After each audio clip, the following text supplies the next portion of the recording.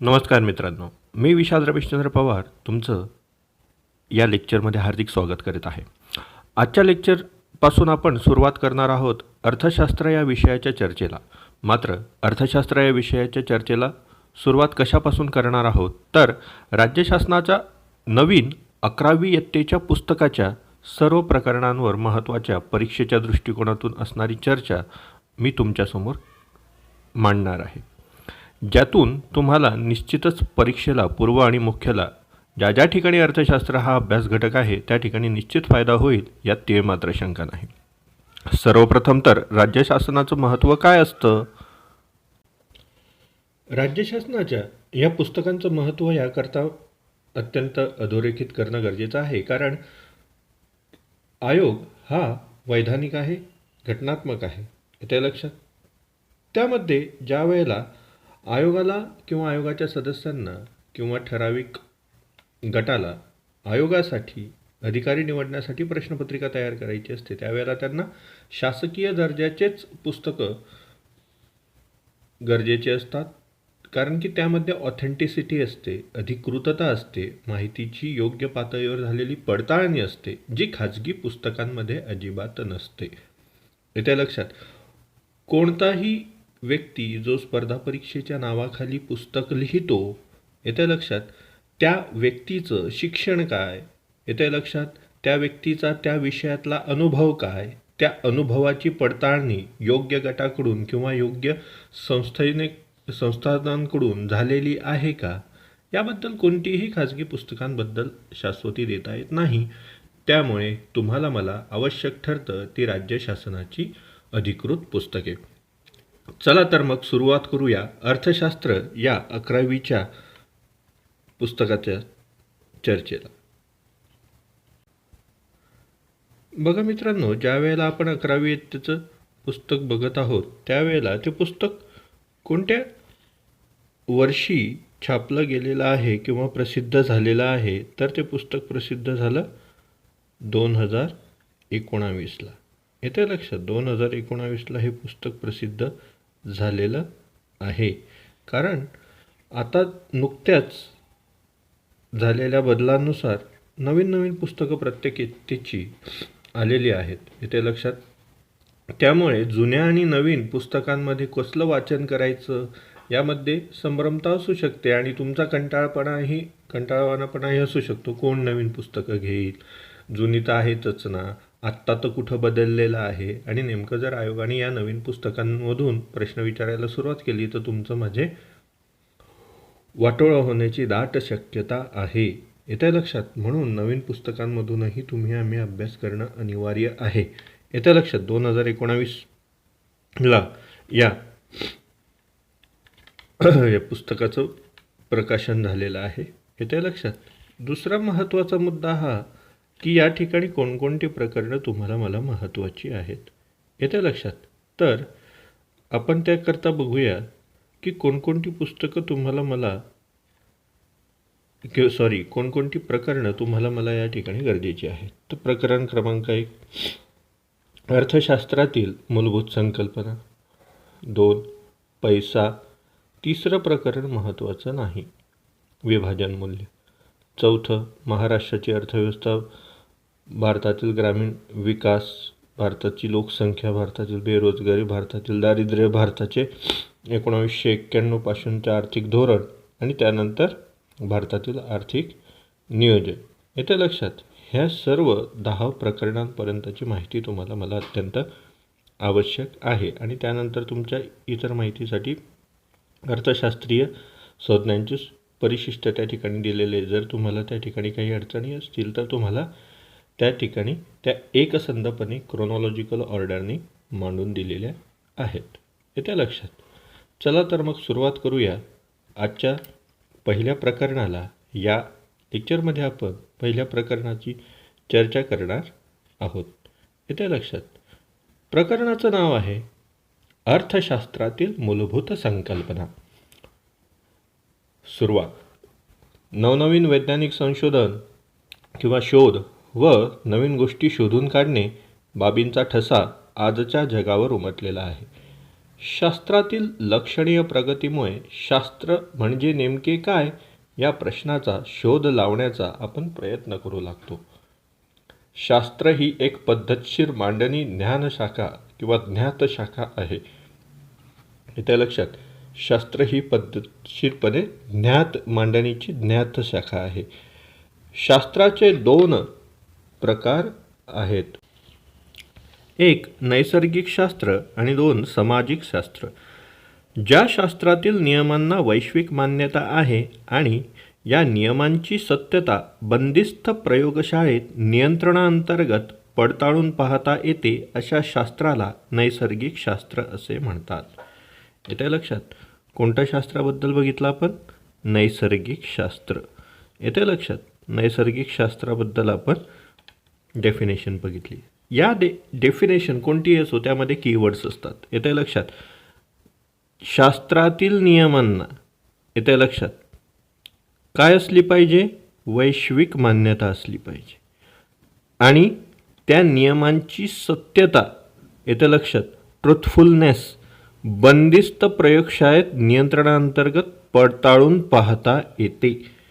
येते लक्षात, म्हणजे या ठिकाणी जे कीवर्ड्स मी अंडरलाईन केलेले आहेत ते कोणते आहेत? शास्त्रातील नियम, वैश्विक मान्यता, सत्यता, प्रयोगशाळेत नियंत्रणाअंतर्गत पडताळून पाहण्याची क्षमता. येते लक्षात, वैश्विक मान्यता म्हणजे जागतिक पातळीवर त्याला मान्यता असली पाहिजे त्या नियमांना. येते लक्षात, असं नसायला पाहिजे की तुमच्या देशात मान्यता आहे आणि अमेरिका वगैरे या देशांमध्ये त्याला मान्यता आहे. येते लक्षात, अशा प्रकारचे घटक या ठिकाणी चालणार नाहीत. चला, जगाच्या पाठीवर मान्यता आहे, तसंच जी मान्यता आहे जिला तुम्ही सत्य मानत आहात, ठीक आहे, चला मानलं सत्य जागतिक पातळीवर, मात्र त्या सत्यतेची पडताळणी बंदिस्त प्रयोगशाळेत नियंत्रणाअंतर्गत पडताळून पाहता आली पाहिजे. येते लक्षात, म्हणजे क्लोज लॅबोरेटरी, बंदिस्त प्रयोगशाळा म्हणजे क्लोज लॅबोरेटरी आणि त्या ठिकाणी नियंत्रित त्या नियमांच्या पडताळणीसाठी जसं वातावरण लागतं तसं कृत्रिमरित्या तयार करून त्यामध्ये त्याचे निरीक्षण परीक्षण करून त्या सत्यतेची पडताळणी घेता आली पाहिजे. आणि असं ज्या ठिकाणी अशा ज्या शास्त्रांची कसोटी पार होईल त्यांना काय म्हटलं जाईल? नैसर्गिक शास्त्र असं म्हटलं जाईल. इथे लक्षात, प्रयोग व अनुमान यावर आधारित अभ्यासांमुळे या शास्त्राला तंतोतंत शास्त्र म्हणूनही ओळखले जाते. नैसर्गिक शास्त्रासोबत कोणतं दुसरं नाव आहे? तंतोतंत शास्त्र. येते लक्षात, ज्या वेळेला आपल्याला या सगळ्या भूमिका बघायच्या त्या शब्दांकडेही लक्ष द्या. नैसर्गिक शास्त्राला पर्यायी नाव कोणतं? तर नैसर्गिक शास्त्राला पर्यायी नाव आहे तंतोतंत शास्त्र. येते लक्षात, या गोष्टी खूप बारकाईने लक्ष द्यायच्या आहेत आम्ही. ओके, उदाहरणार्थ गणित, पदार्थविज्ञान, रसायनशास्त्र ही नैसर्गिक शास्त्राची उदाहरणं आहेत. येते लक्षात, तंतोतंत शास्त्र किंवा नैसर्गिक शास्त्र, पदार्थविज्ञान, गणित, रसायनशास्त्र इत्यादी ही उदाहरणं आहेत. येते लक्षात, ज्या वेळेला आपल्याला या सर्व गोष्टी बघाव्या लागतात त्याच्यानंतर आपली पुढची बाब येते ती म्हणजे सामाजिक शास्त्र. येते लक्षात, तर सामाजिक शास्त्र म्हणजे काय? तर सामाजिक शास्त्रास वर्तणूकशास्त्र आणि अमूर्तशास्त्र म्हणतात. याला 2 नावं आणखी मिळाली सामाजिक शास्त्राला. कोणतं? वर्तणूकशास्त्र आणि अमूर्तशास्त्र. या शास्त्रात मानवी वर्तणुकीच्या कोणत्या ना कोणत्या पैलूचा अभ्यास करतो. नेमक्या कोणत्या पैलूचा ते निश्चित नाही, मात्र पैलूचा मात्र अभ्यास होतो. उदाहरणार्थ, मानसशास्त्र हे मानवी मनाच्या वर्तणुकीशी संबंधित ज्ञान देते. सामाजिक शास्त्र हे मानव समूहातील एक घटक असून त्या संदर्भाने त्याच्या सामाजिक घटकाबाबत ज्ञान देते. सामाजिक शास्त्र हे मानवी समूहातील एक घटक आहे, म्हणजे मानवी समूहाचा जो घटक मानला गेलेला आहे. सामाजिक घटकाबाबत ज्ञान देते. येते लक्षात. मानवी वर्तणूक ही बंदिस्त प्रयोगशाळेत तपासता येत नाही.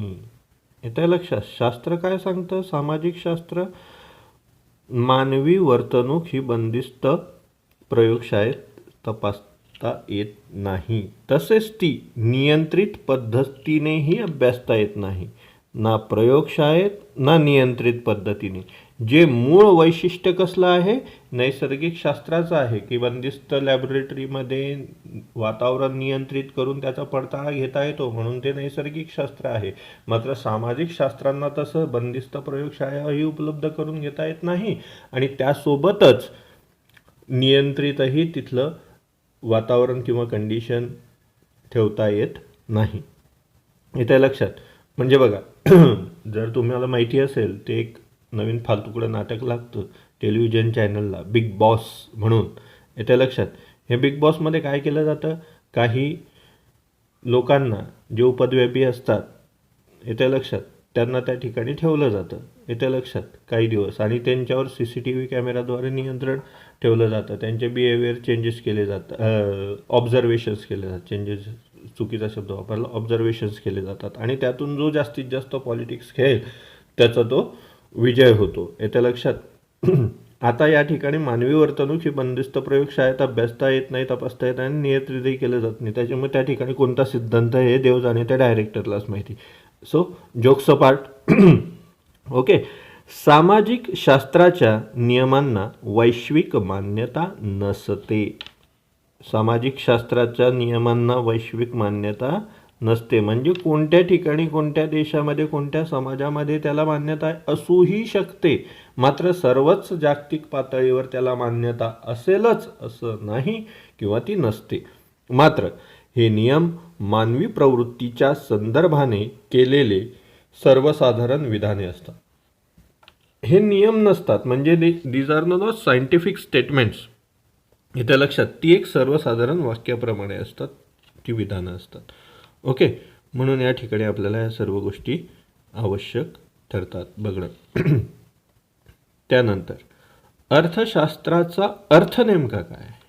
याच्या लक्षात. अर्थशास्त्राचा अर्थ काय आहे? तर अर्थशास्त्र हे सामाजिक शास्त्र आहे. येते लक्षात. अर्थशास्त्र कसं आहे? सामाजिक शास्त्र. चला, एक बाजू तर क्लिअर झाली. अर्थशास्त्राला प्रयोगशाळा नाही उपलब्ध किंवा आपण करू शकत नाही. आणि नंबर क्रमांक 2, त्याच्यासाठी लागणारं वातावरण नियंत्रित करता येऊ शकत नाही. काही जर ते नियम पडताळायचे असतील तर ते फक्त काय असतात?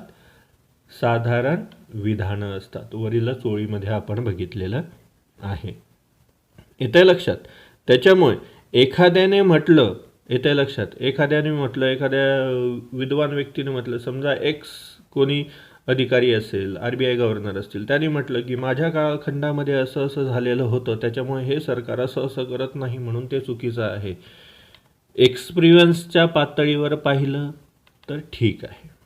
मात्र अर्थशास्त्राचा विषयानिहाय जर पाहिलं, अर्थशास्त्राच्या चष्म्यातून जर पाहिलं तर अर्थशास्त्राचा चष्मा हा सामाजिक शास्त्राचा चष्मा आहे आणि ते तशा विधानांना संमती देत नाही, कारण की त्याला जागतिक मान्यता नाही.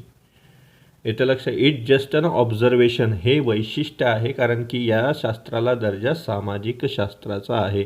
सिद्धांत मांडू शकतात, मात्र ते सिद्धांत सरळ सरळ सर्वच ठिकाणी लागू पडतील किंवा लागू असलेच पाहिजे हा नियमच हे शास्त्र खोडून काढतं, सामाजिक शास्त्र असल्यामुळे. एवढं विधान तुम्ही लक्षात ठेवा.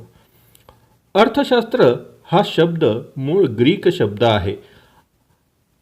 आयकोनोमिया यापासून तो तयार झालेला आहे. याचा अर्थ काय होतो आयकोनोमिया? येतं लक्षात. तर त्याचा अर्थ आहे कौटुंबिक व्यवस्थापन. येतं लक्षात. आयकोनोमिया, इकोनोमिया. येतं लक्षात. मी आयकोनोमिया म्हटलं ते फ्लुएंटली म्हटलं, त्याच्यामुळे काहींना आक्षेप होऊ शकतो. तर त्या ठिकाणी ऑइकॉनॉमिया असा हा उद्देश दिलेला आहे. शेवटी त्याचं प्रोनाऊन्सिएशन मॅटर करतं, कारण की तो एक ग्रीक वर्ड आहे. ते लक्षात, ज्याला आपण फोनेटिक्स म्हणतो इंग्रजीमध्ये. ठीक आहे. कौटुंबिक व्यवस्थापन हा अर्थशास्त्राचा मूळ अर्थ आहे, ग्रीक लँग्वेजपासून आलेला आहे. चला तर मग पॉल सॅम्युएल्सन सर काय म्हणतात ते बघूया. खूप सुंदर वर्णन केलेलं आहे. पॉल सॅम्युएल्सन अर्थशास्त्राचे वर्णन करत असताना त्यांनी सामाजिक शास्त्रांची राणी असं संबोधन केलेलं आहे अर्थशास्त्राचं. काय म्हटलेलं आहे? Queen of social science. येतं लक्षात? काय म्हटलेलं आहे? Queen of social science. येतं लक्षात? क्वीन ऑफ सोशल सायन्स त्यांनी म्हटलेलं आहे. कोणी म्हटलं? पॉल सॅम्युएल्सनने म्हटलं. हे विधानं तुम्हाला मला अत्यंत गरजेची असतात. येते लक्षात? का गरजेची असतात? कारण की तुम्हाला मला विचारलं जाऊ शकतो, जोड्या लावांना वगैरे हे अशा प्रकारचे प्रश्न आयोगाने भूतकाळात विचारलेले आहेत. त्याच्यामुळे आम्ही या मुद्द्यांकडे लक्ष देणं गरजेचं आहे. काय म्हटलं? सामाजिक शास्त्राची राणी म्हटलं. अर्थशास्त्र हे मानवाच्या आर्थिक वर्तणुकीच्या अभ्यासाशी निगडीत आहे. कशाशी निगडीत आहे? मानवाच्या आर्थिक वर्तणुकीशी. या शास्त्रातून मानव आपल्या अमर्याद गरजा मर्यादित साधनांद्वारे कशा पूर्ण करतो हे हाताळले आहे. येतं लक्षात? काय कसला अभ्यास होतो अर्थशास्त्रामध्ये? मानव आपल्या अमर्याद गरजा मर्यादित साधनांद्वारे कसा पूर्ण करतो, येतं लक्षात? हे हाताळले आहे. ओके. मानवाच्या गरजा या कशा असतात? अमर्यादित असतात. येतं लक्षात? आणि त्या मर्यादित, कारण की साधनं तर मर्यादित आहे, रिसोर्सेस मर्यादित आहे, लिमिटेड आहे, आणि त्याच्यामुळे त्या मर्यादित संसाधनांमध्ये त्याच्या अमर्यादित ज्या गरजा त्याने तयार करून ठेवलेल्या आहे त्याच्या पूर्ततेसाठी जो व्यवस्थापकीय अभ्यास लागतो त्याला म्हणतात अर्थशास्त्र. येते लक्षात? तर मग पुढे कंटिन्यू करूया. अर्थशास्त्राच्या काही प्रसिद्ध व्याख्यांचा अभ्यास करून याविषयी अधिक माहिती मिळवून आपण घेणार आहोत. येते लक्षात? तर मग त्यामध्ये पहिली व्याख्या आहे, येते लक्षात, ती म्हणजे कौटिल्य यांची. कौटिल्य म्हणजे काय? तुमच्या आमचे परिचित असणारे चाणक्य.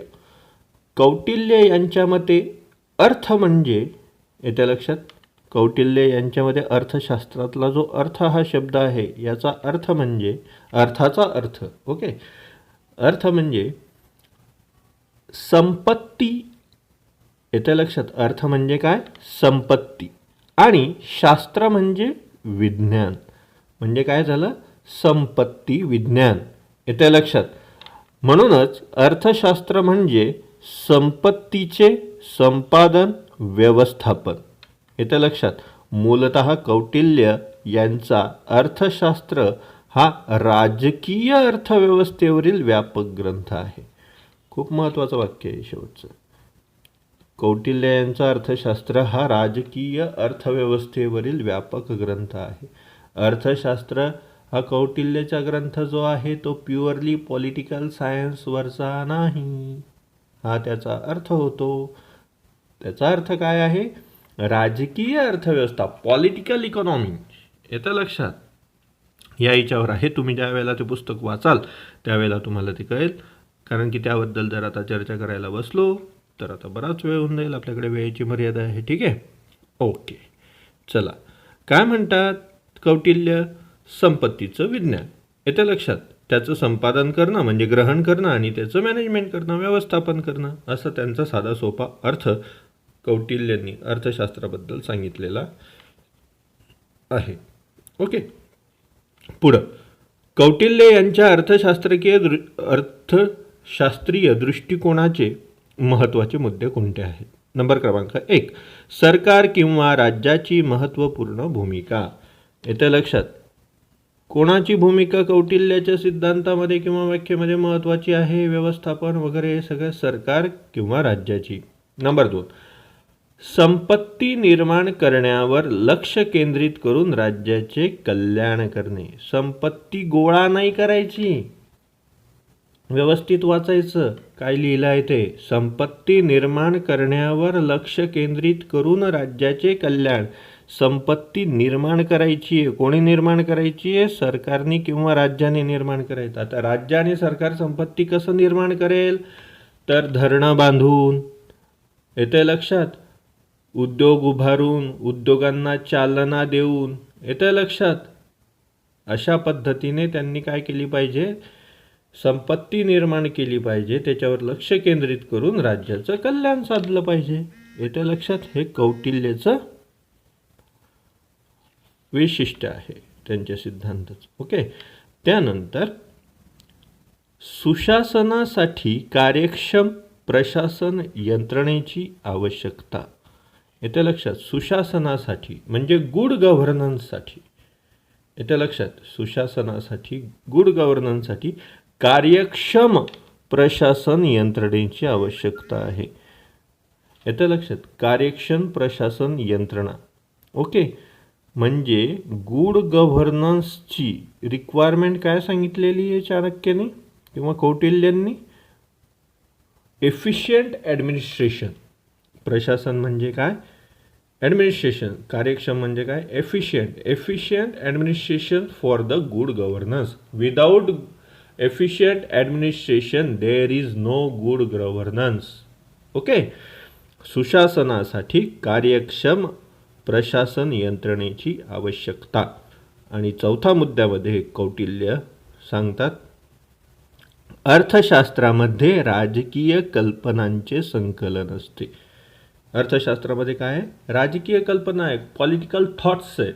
येते लक्षात. There is no purely isolated economic sponsored thoughts. Okay. These are the political inspired thoughts. Okay. म्हणजे जर एखादा म्हणत असेल की अर्थशास्त्रामध्ये राजकीय विचारधारा किंवा राजकीय विचार येऊ शकत नाही, त्या देशाचं वाटोळं होऊ शकतं, मग अर्थशास्त्र हे स्वतंत्र ठेवलं पाहिजे, तर अजिबात नाही.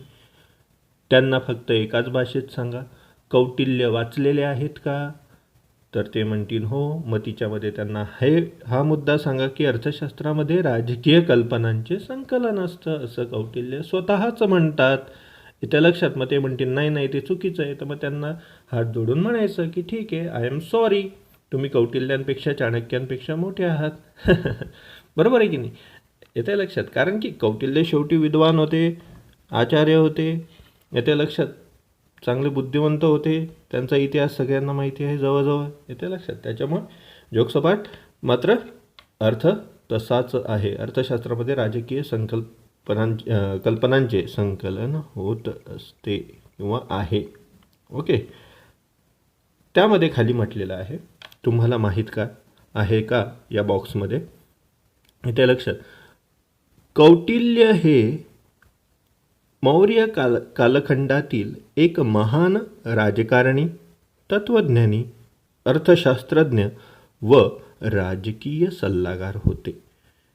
खूप सारे गुण होते. राजकारणी पण होते, म्हणजे पॉलिटिकल सायन्समधले पण स्टडीयर होते, ते फिलॉसॉफिस्ट होते, इकॉनॉमिस्ट होते, पॉलिटिकल ॲडवायझर होते. येते लक्षात. तसेच त्यांना चाणक्य किंवा विष्णुगुप्त म्हणूनही ओळखले जात असे. त्यांनी प्राचीन भारतातील अर्थव्यवस्थेवर, येते लक्षात, अर्थशास्त्र हा राजकीय ग्रंथ लिहिला. पुन्हा तेच, त्यांनी प्राचीन भारतीय अर्थव्यवस्था, अर्थशास्त्र हा अर्थशास्त्रीय ग्रंथ नाही, राजकीय ग्रंथ लिहिला. मग अशी मी जे एक्सप्लेनेशन केलं तेच. कोणतं नाव होतं त्यांचं? कौटिल्य, चाणक्य, विष्णुगुप्त ही एकाच व्यक्तीची नावं आहे. येते लक्षात. आणि हाच प्रश्न राज्यसेवा पूर्वला विचारला गेलेला आहे. येते लक्षात. म्हणून त्याच्यामुळे तुम्हाला वैशिष्ट्य या पुस्तकाचं ओके लक्षात ठेवायला काही हरकत नाही. ओके. चला पुढं. अर्थशास्त्राची पुढची व्याख्या आहे ॲडम स्मिथ यांची संपत्ती संबंधित अर्थशास्त्राची व्याख्या. ओके. तर सुरुवातीला ॲडम स्मिथ हे सनातनवादी अर्थशास्त्रज्ञ होते. येते लक्षात. कोण होते ॲडम स्मिथ? सनातनवादी अर्थशास्त्रज्ञ. तसेच अर्थशास्त्राचे जनकही त्यांना मानलं जातं. त्यांनी अर्थशास्त्राची संपत्तीविषयक व्याख्या 1776 मध्ये प्रकाशित केलेल्या राष्ट्राची संपत्ती या पुस्तकात आहे. कधी प्रसिद्ध केला? 1773. कोणतं पुस्तक? कशातून? राष्ट्राची संपत्ती या पुस्तकातून. येतं लक्षात?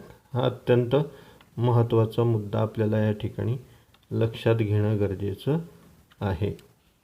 ओके, काय म्हणतात मग ॲडम स्मिथ? येतं लक्षात? तर ॲडम स्मिथ म्हणतात या ग्रंथात त्यांनी ती मांडली संपत्तीचं व्याख्या. ॲडम स्मिथ यांच्या मते अर्थशास्त्र हे संपत्तीचे शास्त्र आहे. अर्थशास्त्र हे कसलं शास्त्र आहे? संपत्तीचं शास्त्र आहे. इंग्रजीमध्ये सांगायचं झालं तर economics is a science of asset. येतं लक्षात? Economics is the science of assets or the wealth. Okay, हा त्याचा अर्थ होतो. पुढं ॲडम स्मिथ यांच्या व्याख्येचे महत्त्वाचे मुद्दे. आता त्यांनी जी व्याख्या केली, अर्थशास्त्र हे संपत्तीचे शास्त्र आहे असं मत व्यक्त केलं, आणि जी व्याख्या द वेल्थ ऑफ नेशनमध्ये त्यांनी केलेली आहे त्याचं निष्कर्ष 4 मुद्द्यांमध्ये काढलेले आहे लेखकाने. येतं लक्षात? ते पहिला मुद्दा कोणता? निर्हस्तक्षेपाचे धोरण. एक चारीच्या चारी वाचून घेऊ, नंतर एक्सप्लेन करतो. पहिला आहे निर्हस्तक्षेपाचे धोरण. दुसरा आहे भांडवल व संपत्तीचा साठा. 3 आर्थिक घडामोडींमध्ये नैसर्गिक नियम.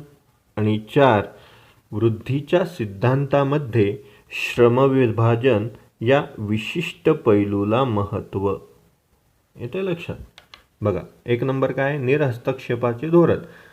कोणाचा निर्हस्तक्षेप? कोणी हस्तक्षेप करू नये? तर सरकारने हस्तक्षेप करू नये. सरकारच्या हस्तक्षेप विरहित अर्थव्यवस्था ही अपेक्षित आहे ॲडम स्मिथला. नंबर 2 भांडवल व संपत्तीचा साठा. येतं लक्षात? कॅपिटल आणि वेल्थचं स्टॉक केला पाहिजे या विचाराशी निगडीत असणारी ही ॲडम स्मिथ यांची संकल्पना आहे. भांडवल साठवून ठेवायचं, संपत्ती साठवून ठेवायची म्हणजे एक तर तुम्ही इन्व्हेस्टमेंट करा, इन्व्हेस्टमेंटमधून तुमची संपत्ती वाढवा, किंवा आहे ती वेल्थ सांभाळून ठेवा, स्टॉक करून ठेवा. याचं लक्षात? या दोघंही गोष्टींना समर्थन ॲडम स्मिथ यांची व्याख्या करते. तिसरा मुद्दा होता आर्थिक घडामोडींमध्ये नैसर्गिक नियम. येतं लक्षात? आर्थिक घडामोडींमध्ये नैसर्गिक नियम काय आहे? येतं लक्षात? एका ठिकाणी वाढ झाली तर दुसऱ्या ठिकाणी घट होते, हा नैसर्गिक नियम आहे. येतं लक्षात? म्हणजे एखाद्या ठिकाणी जर खड्डा पडला तर कुठंतरी ढिगारा उभारला जात आहे असा त्याचा अर्थ होतो. याला म्हणतात नैसर्गिक नियम. म्हणजे कुठं जी कमतरता होत आहे कुठंतरी भरून निघते. याचाच अर्थ साध्या सोप्या भाषेमध्ये उदाहरणाच्या स्वरूपात सांगायचा झाला तर जिथं कुठं एखाद्या व्यक्तीच्या हातातला पैसा प्रचंड मोठ्या प्रमाणात कमी होतो आहे दिवसेंदिवस, वर्षानुवर्ष. येतं लक्षात? म्हणजे गरिबी एका ठिकाणी घटत असताना मात्र बिलिनियर मिलिनियर ही जो लोक आहेत, अरबो खरबोपती, यांच्या संपत्तीत मात्र दिवसेंदिवस वाढ होतो आहे. आता हा पैसा कोणाचा आहे किंवा कुठून ट्रान्सफर झाला? तर ज्याला मिळायला पाहिजे होता त्याच्याकडे तो न आकर्षित होता या धनाढ्य लोकांकडे आकर्षिला गेला. येतं लक्षात? पैसा पैसे को खिंचता है. हे वाक्य, हा डायलॉग तुम्ही बऱ्याचशा बॉलिवूड पिक्चरमध्ये बघितलेला असेल. हॉलिवूडचं मला माहीत नाही. येतं लक्षात? तर त्याच्यामुळे हे सगळ्या प्रकारचं सिद्धांत नैसर्गिक सिद्धांत म्हणून गणला जातो. येतं लक्षात? ओके. चौथा मुद्दा होता वृद्धीच्या सिद्धांतामध्ये श्रमविभाजन या विशिष्ट पैलूला महत्त्व. येतं लक्षात? म्हणजे ॲडम स्मिथच्या अर्थशास्त्रीय व्याख्येमध्ये श्रमविभाजन, लेबर डिव्हिजन हा सगळ्यात महत्त्वाचा भाग आहे. येतं लक्षात? आता लेबर डिव्हिजन कशी? Organise, unorganise. येतं लक्षात? या पद्धतीत. ओके, श्रमविभाजनाचा सिद्धांत. ठीक आहे. पुढे ते म्हटलेलं आहे, तुम्हाला माहीत आहे का पॉल रोमर आणि विल्यम नॉर्थहॉस यांना 2018 सालचा अर्थशास्त्रासाठी नोबेल स्मृती पुरस्कार प्राप्त झाला आहे. पॉल रोमर हे आर्थिक वृद्धीचे अभ्यासक आहेत. नॉर्थॉस यांनी पर्यावरणीय अर्थशास्त्रामध्ये उल्लेखनीय योगदान दिलेले आहे. दोघांना मिळून देण्यात आलेला होता economic growth and environmental economy अशा दोघांना विभागून तो 2018चा अर्थशास्त्रीय नोबेल देण्यात आलेला होता. याच्या संदर्भात त्यांनी आपल्याला या पुस्तकामध्ये बॉक्समध्ये विशेष माहिती म्हणून ते पुरवलेली आहे. ठीक आहे. पुढे आहे प्राध्यापक आल्फ्रेड मार्शल यांची कल्याणकारी अर्थशास्त्राची व्याख्या. प्राध्यापक आल्फ्रेड मार्शल यांनी कल्याणकारी अर्थशास्त्राची व्याख्या मांडली. कोणती व्याख्या? कल्याणकारी अर्थशास्त्र. येतं लक्षात, वेलफेअर ऑफ इकॉनॉमी. ओके. ते नवसनातनवादी, येतं लक्षात, ते नवसनातनवादी विचाराचे होते किंवा अर्थशास्त्रज्ञ होते. येतं लक्षात. मगाशी जे पाहिले ते कोणते होते? सनातनवादी. आणि हे कोणते? नवसनातनवादी असून त्यांनी अर्थशास्त्राची मूलतत्वे प्रिन्सिपल ऑफ इकॉनॉमिक्स हे पुस्तक 1890 साली प्रसिद्ध केलं. येत्या लक्षात, कोणत्या साली प्रसिद्ध केलं? 1890. आल्फ्रेड मार्शल यांचं पुस्तक कोणतं? प्रिन्सिपल ऑफ इकॉनॉमी, अर्थशास्त्राची मूलतत्वे. ओके, लक्षात ठेवायचं आहे, नोट डाऊन करून ठेवायचं आहे नोट्समध्ये. आल्फ्रेड मार्शल यांच्या मते अर्थशास्त्र हे मानवी कल्याणाचा अभ्यास करणारे शास्त्र आहे. आल्फ्रेड मार्शल यांच्या मते अर्थशास्त्र हे मानवी कल्याणाचा अभ्यास करणारे शास्त्र आहे. या शास्त्रात प्राप्ती व आवश्यकतेनुसार उपलब्ध साधनांचा पर्याप्त वापर या संबंधित वैयक्तिक व सामाजिक वर्तणुकीचा अभ्यास केला जातो. इथे लक्षात, खूप महत्त्वाची व्याख्या आहे, लक्षात घ्यायला थोडी कठीण आहे. इथे लक्षात, मात्र व्यवस्थित आहे का? मी आता पुढचं जे एक्सप्लेनेशन देतो आहे. अर्थशास्त्र हे मानवी कल्याणाचा अभ्यास करणारे शास्त्र आहे. वेलफेअर, येतं लक्षात, जनकल्याण, त्या देशातल्या लोकांचं कल्याण, त्या राष्ट्राच्या लोकांचं कल्याण. येतं लक्षात, कसं होतं आहे, कशा माध्यमातून होतं आहे, कशा प्रकारच्या वितरणातून होत आहे, असा अभ्यास म्हणजे अर्थशास्त्र अल्फ्रेड मार्शल यांच्या अर्थाने. या शास्त्रात प्राप्ती व आवश्यकतेनुसार उपलब्ध साधनांचा पर्याप्त वापर. प्राप्ती म्हणजे काय? तुमचं इन्कम, तुम्हाला प्राप्त होणारे इन्कम. आता ते इन्कम प्राप्त झालं आणि आवश्यकतेनुसार उपलब्ध साधनांचा पर्याप्त वापर. आता पर्याप्त वापर म्हणजे काय? Maximum utility. येतं लक्षात. या संबंधी वैयक्तिक व सामाजिक वर्तणुकीचा अभ्यास. ओके, म्हणजे या ठिकाणी फक्त व्यक्तीचा अभ्यास नाही करायचा आहे, समाजाचा, गटाचा, सामूहिक पातळीवरही त्यांचा वर्तणुकीचा अभ्यास करायचा आहे. येतं लक्षात. आता ज्या वेळेला आपण हा मुद्दा व्यवस्थित बघतो आहोत त्यावेळेला त्या बाबी गांभीर्यपूर्वक तुम्हाला लक्षात येतील. इन्कम आहे. ओके, आता पुन्हा एकदा सरळ सरळ व्याख्या वाचतो आणि त्याच्यानंतर एक्झाम्पल देतो. या शास्त्रात अर्थशास्त्र हे मानवी कल्याणाचा अभ्यास करणारे शास्त्र आहे. या शास्त्रात प्राप्ती व आवश्यकतेनुसार उपलब्ध साधनांचा पर्याप्त वापर या संबंधी वैयक्तिक व सामाजिक वर्तणुकीचा अभ्यास केला जातो. येते लक्षात.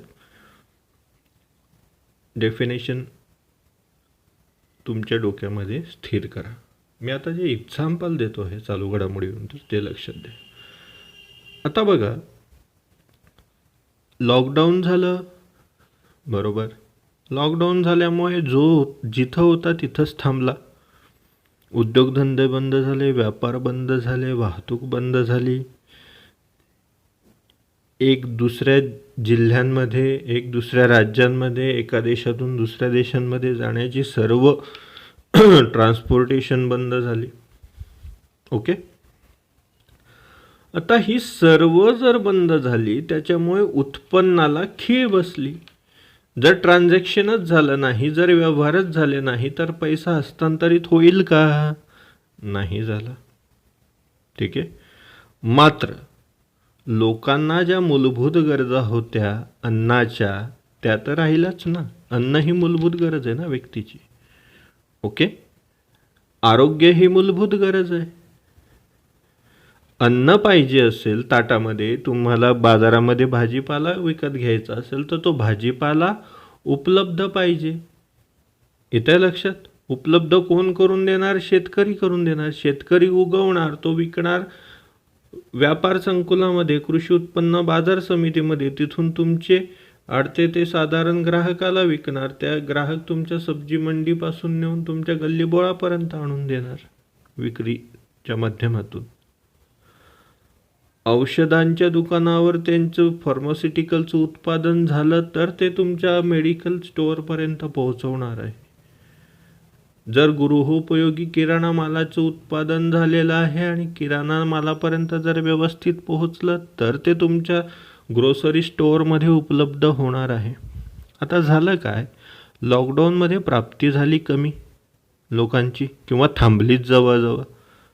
मात्र या ज्या गरजा होत्या व्यक्तीच्या, येते लक्षात, अन्न, मेडिसिन, येते लक्षात, या ज्या गरजा होत्या त्या आवश्यकतेनुसार उपलब्ध साधनांचा पर्याप्त वापर करण्याच्या संदर्भात महत्त्वाचा ठरला. म्हणजे तुमच्या घरामध्ये जो भाजीपाला आहे, तर आता कोरोनाच्या कालखंडामध्ये घरात जर तुमच्या वृद्ध लोक असतील तर वृद्ध लोकांच्या काळजीसाठी तुम्ही बाहेर वारंवार जाऊ शकत नाही. कारण की तुम्ही जर बाहेर गेलात आणि बाहेरून जर इन्फेक्टेड होऊन आलात तर निश्चितच, तुम्ही जर कदाचित तरुण असाल तर त्याच्यापासून तुमची इम्युनो पॉवर चांगली असेल, मात्र सगळ्यात जास्त जीवाला धोका तुम्ही कोणाच्या आयता उपलब्ध करून दिला असता? त्या वृद्ध लोकांच्या. येत्या लक्षात? त्याच्यामुळे तुम्ही वारंवार भाजीपाल्याचं जरी गरज असली तरी तुम्ही वारंवार जाऊ शकले नाही. तर मग काय पर्याय आहे? जो भाजीपाला तुम्ही एखाद्या दिवशी आणला तो जास्त दिवस टिकवायचा म्हणजे इन द सेन्स व्यवस्थित वापरायचा. मग हे त्या गृहिणीचं कौशल्य, साधनाचा पर्याप्त वापर करणं उपलब्ध भाजीपाल्याचा. मग काय करणार, एक दिवस भाजी करणार, ती जोपर्यंत ताजी राहू शकते तेवढ्या दिवसांमध्ये, ती पहिल्या 2-3 दिवसांमध्ये ती वापरून घेणार. जी टिकणारी आहे तिला बाजूला काढून ठेवणार. मधले 2-1 दिवस डाळींच्या भाजी वगैरे करणार. येतं लक्षात? नंतर काही याच्यामध्ये बटाटे वगैरे जे शिल्लक राहू शकतात किंवा जे जास्त दिवस टिकू शकतात त्यांची भाजी. म्हणजे असा प्रकारे ती 7 दिवस 14 दिवस जसा साठा असेल, घरातली सदस्य संख्या जशी असेल तसं ती त्याला काय करत जाईल, युटिलिटी करत जाईल. आता मी परत सांगतो तुम्हाला हे वाक्य, अल्फ्रेड मार्शलचं लक्ष आहे. अर्थशास्त्र हे मानवी कल्याणाचा अभ्यास करणारे शास्त्र आहे. या शास्त्रात प्राप्ती व आवश्यकतेनुसार उपलब्ध साधनांचा पर्याप्त वापर यासंबंधी वैयक्तिक व सामाजिक वर्तणुकीचा अभ्यास केला जातो. आता हे झालं तुमच्या कुटुंबाचं. असंच प्रत्येक कुटुंबाला करावं लागलं नाही का? हो, प्रत्येकाला करावं लागलं. उठसूट बाहेर जाऊन चालणार होतं का? नाही. येतं लक्षात? आणि म्हणून सरकार वारंवार तशा सूचना देत होतं. येतं लक्षात? गरजेनुसारच, अत्यावश्यक असेल तरच घराच्या बाहेर पडा, अत्यावश्यक असेल तरच बाहेर. इथं तुम्ही शिकलेले असात का अशिक्षित असात, डझंट मॅटर. मात्र व्यवस्थापन हे शिकलेल्यालाही करावं लागलं या लॉकडाऊनच्या कालावधीमध्ये, आणि शिकलेलाही करावं लागलं, अशिक्षितालाही करावं लागलं. का? कारण की हेच जीवन जगणं आहे. येतं लक्षात? ओके, आय होप तुम्हाला हे एक्सप्लेनेशन कळालं असेल. पुढे सरकूया. मार्शल यांच्या व्याख्येचे महत्त्वाचे मुद्दे आहेत. 1. अर्थशास्त्र म्हणजे त्यांनी काही संपत्तीचं शास्त्र नाही मानलं. येतं लक्षात? त्यांनी मानलं सामान्य माणसाचा अभ्यास. 2. अर्थशास्त्र म्हणजे आर्थिक वर्तनाचे शास्त्र. म्हणजे माणूस आर्थिकदृष्ट्या त्याची वर्तणूक कशी बदलवतो. आता भाजीपाला कमी उपलब्ध झाला म्हणून त्यांनी कमी वापरायला लागला. येतं लक्षात? ओके. आणि ज्या वेळेला उपलब्ध होता त्यावेळेला जास्त वापरतो. येतं लक्षात? 3. अर्थशास्त्र म्हणजे भौतिक कल्याणाचा अभ्यास. म्हणजे जे तुमचे फिजिकल लॅविशनेस आहे, लक्झरियस लाईफ आहे, येतं लक्षात, वेलबिईंग आहे, याचा अभ्यास करणं. 4. हे मेंटली वगैरे तुमचा अभ्यास नाही करत. येतं लक्षात? सायकोलॉजिकल स्टडी नाही करत. हे फक्त भौतिक कल्याणाचा अभ्यास करतो. म्हणजे वस्तूंची उपलब्धता आणि त्याचा व्यक्तींकडून होणारा वापर. ओके. 4. अर्थशास्त्र केवळ संपत्तीचा अभ्यास नाही. हे फक्त वेल्थ आणि वेल्थच्या संदर्भात नाही. मात्र वेल्थचा नाहीच का असा त्याचा अर्थ नाही. कारण की काय आहे, चौथं वाक्य व्यवस्थित बघा. अर्थशास्त्र केवळ संपत्तीचा अभ्यास, केवळ संपत्तीचा नाही. म्हणजे संपत्तीचा नाहीच का, तर आहे.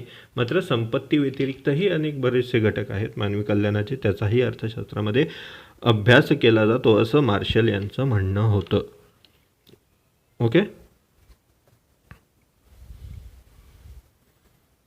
पुढं बघूया. लिओनेल रॉबिन्स यांची दुर्मिळतेवर आधारित अर्थशास्त्राची व्याख्या. कशावर आधारित? दुर्मिळतेवर आधारित. येते लक्षात. अर्थशास्त्राची हे अतिशय प्रसिद्ध व्याख्या आहे. रॉबिन्स यांनी 1932 साली अर्थशास्त्राचे स्वरूप व महत्त्व, येते लक्षात, हे पुस्तक प्रकाशित केले. यात त्यांनी अर्थशास्त्राच्या दुर्मिळतेवर आधारित व्याख्या सांगितली. येते लक्षात. आता दुर्मिळता, येते लक्षात. दुर्मिळता म्हणजे स्कारसिटी. ओके, स्कारसिटी इंग्रजीमध्ये म्हणतात. तुटवडा, येते लक्षात. एक प्रकारचा तुटवडा असतो. त्यामध्ये त्यांनी व्याख्या कशी केली जरा व्यवस्थित बघा, ऐका. अमर्याद गरजा आणि मर्यादित परंतु दुर्मिळ व पर्यायी उपयोगाची साधने यांचा मेळ घालवताना करण्यात येणाऱ्या मानवी वर्तनाचा अभ्यास करणारे शास्त्र म्हणजे अर्थशास्त्र होय.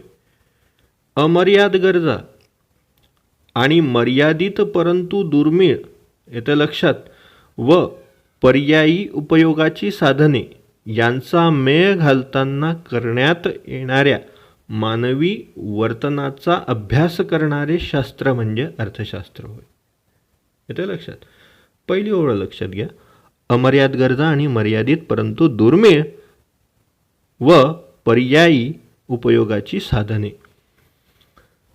आता पुन्हा उदाहरण देताना या व्याख्येचं मला देण्यासाठी सुस्त आहे, ते मी तुमच्यासमोर सांगतो. नोटाबंदी झाली, ठीक आहे. नोटाबंदी झाली. 500च्या आणि 1000च्या नोटा मार्केटमधून बंद झाल्या, बँक सिस्टीममधून बंद झाल्या, व्यवहारातून बंद झाल्या, रात्रीमधून.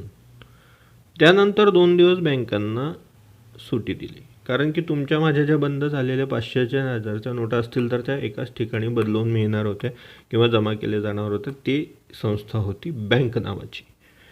मात्र ती बँक घोषणा रात्री 8 वाजेनंतर केल्यानंतर पुढील 2 दिवस बँका बंद राहतील, हेच पंतप्रधानांनी त्यांच्या 8 वाजेच्या भाषणात सांगितलं. ओके, बरं, त्यानंतर ज्या वेळेला तुमच्या नोटा बदलल्या जातील त्यावेळेला ते बदलतील आणि बदलणार आहेत, एक ठराविक कालखंड दिलेला होता. तोपर्यंत ते बदलण्याची मुभा होती, त्याच्यामुळे लोक रांगेत लागले, तुम्ही रांगेत लागले, ठीक आहे, ओके. मात्र झालं काय, तुमचं बँकेवरचं ते बर्डन वाढल्यामुळे बँकेला त्या नोटाच सर्व लोकांच्या तुमच्या भागातल्या बदलवायच्या होत्या. त्याच्यामुळे ट्रान्झॅक्शन कमी होणार होते. म्हणजे काढण्याचं प्रमाण लोकांचं कमी झालं पाहिजे, तो पैसे काढण्यावर लोड बँकेवर यायला नको म्हणून काय केलं, तुम्हाला एका वेळेला 2000 रुपयेच काढता येतील असं प्रत्येक नागरिकाच्या ट्रान्झॅक्शनवर बंदी घालून दिली. ठीक आहे. आणि ती काही कालखंड चालली ते लिमिटेड डिपॉझिट विड्रॉल करण्याच्या संदर्भात. आता झालं काय, झालं म्हणजे ही पहिली ओळ झाली. पहिली ओळ काय आहे, अमर्यादित गरजा. तुम्हाला रिचार्जला पैसे पाहिजे, तुम्हाला गाडी, तुमचं सगळं ओपन आहे.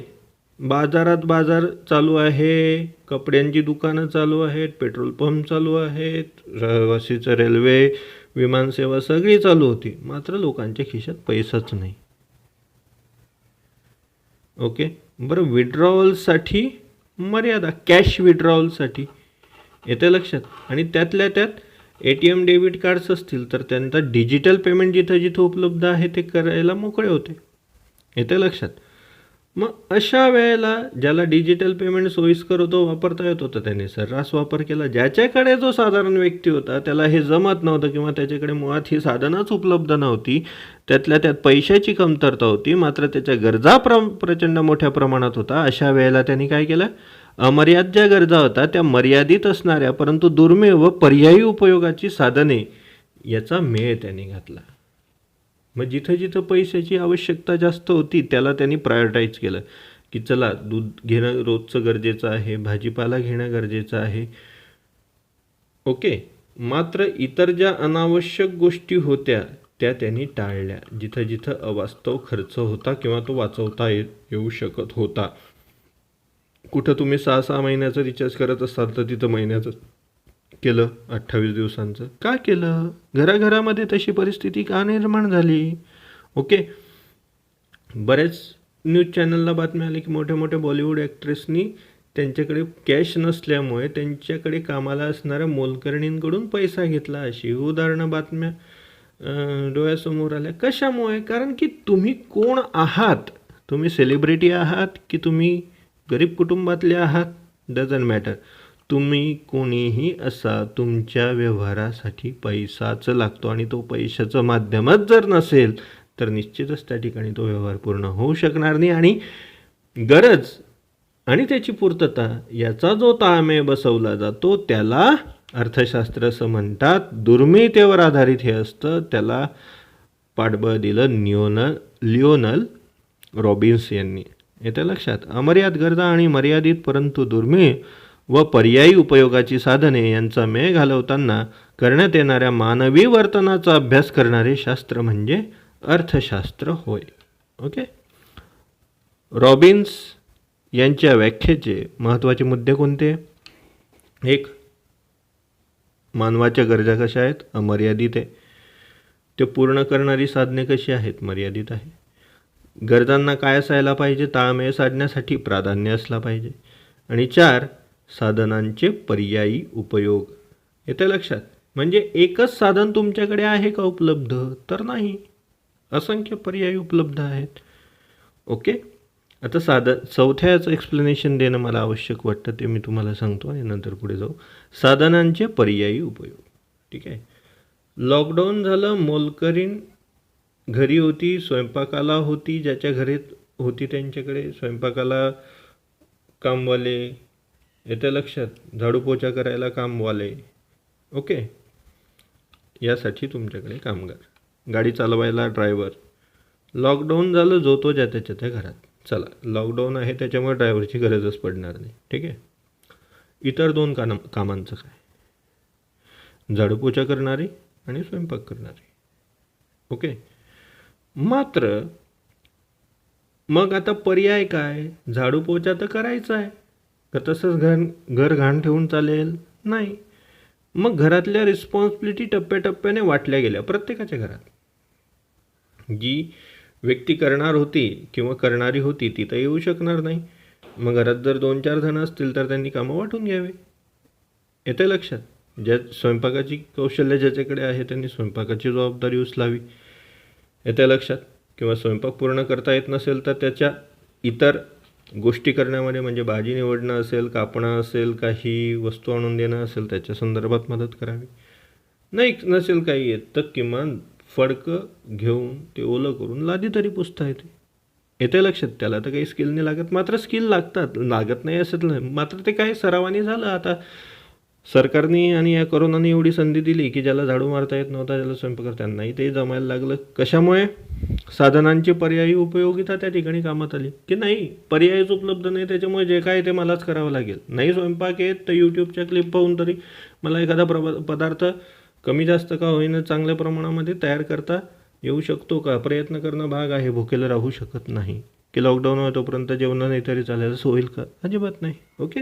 ठीक आहे. Jokes apart, but explanation is must.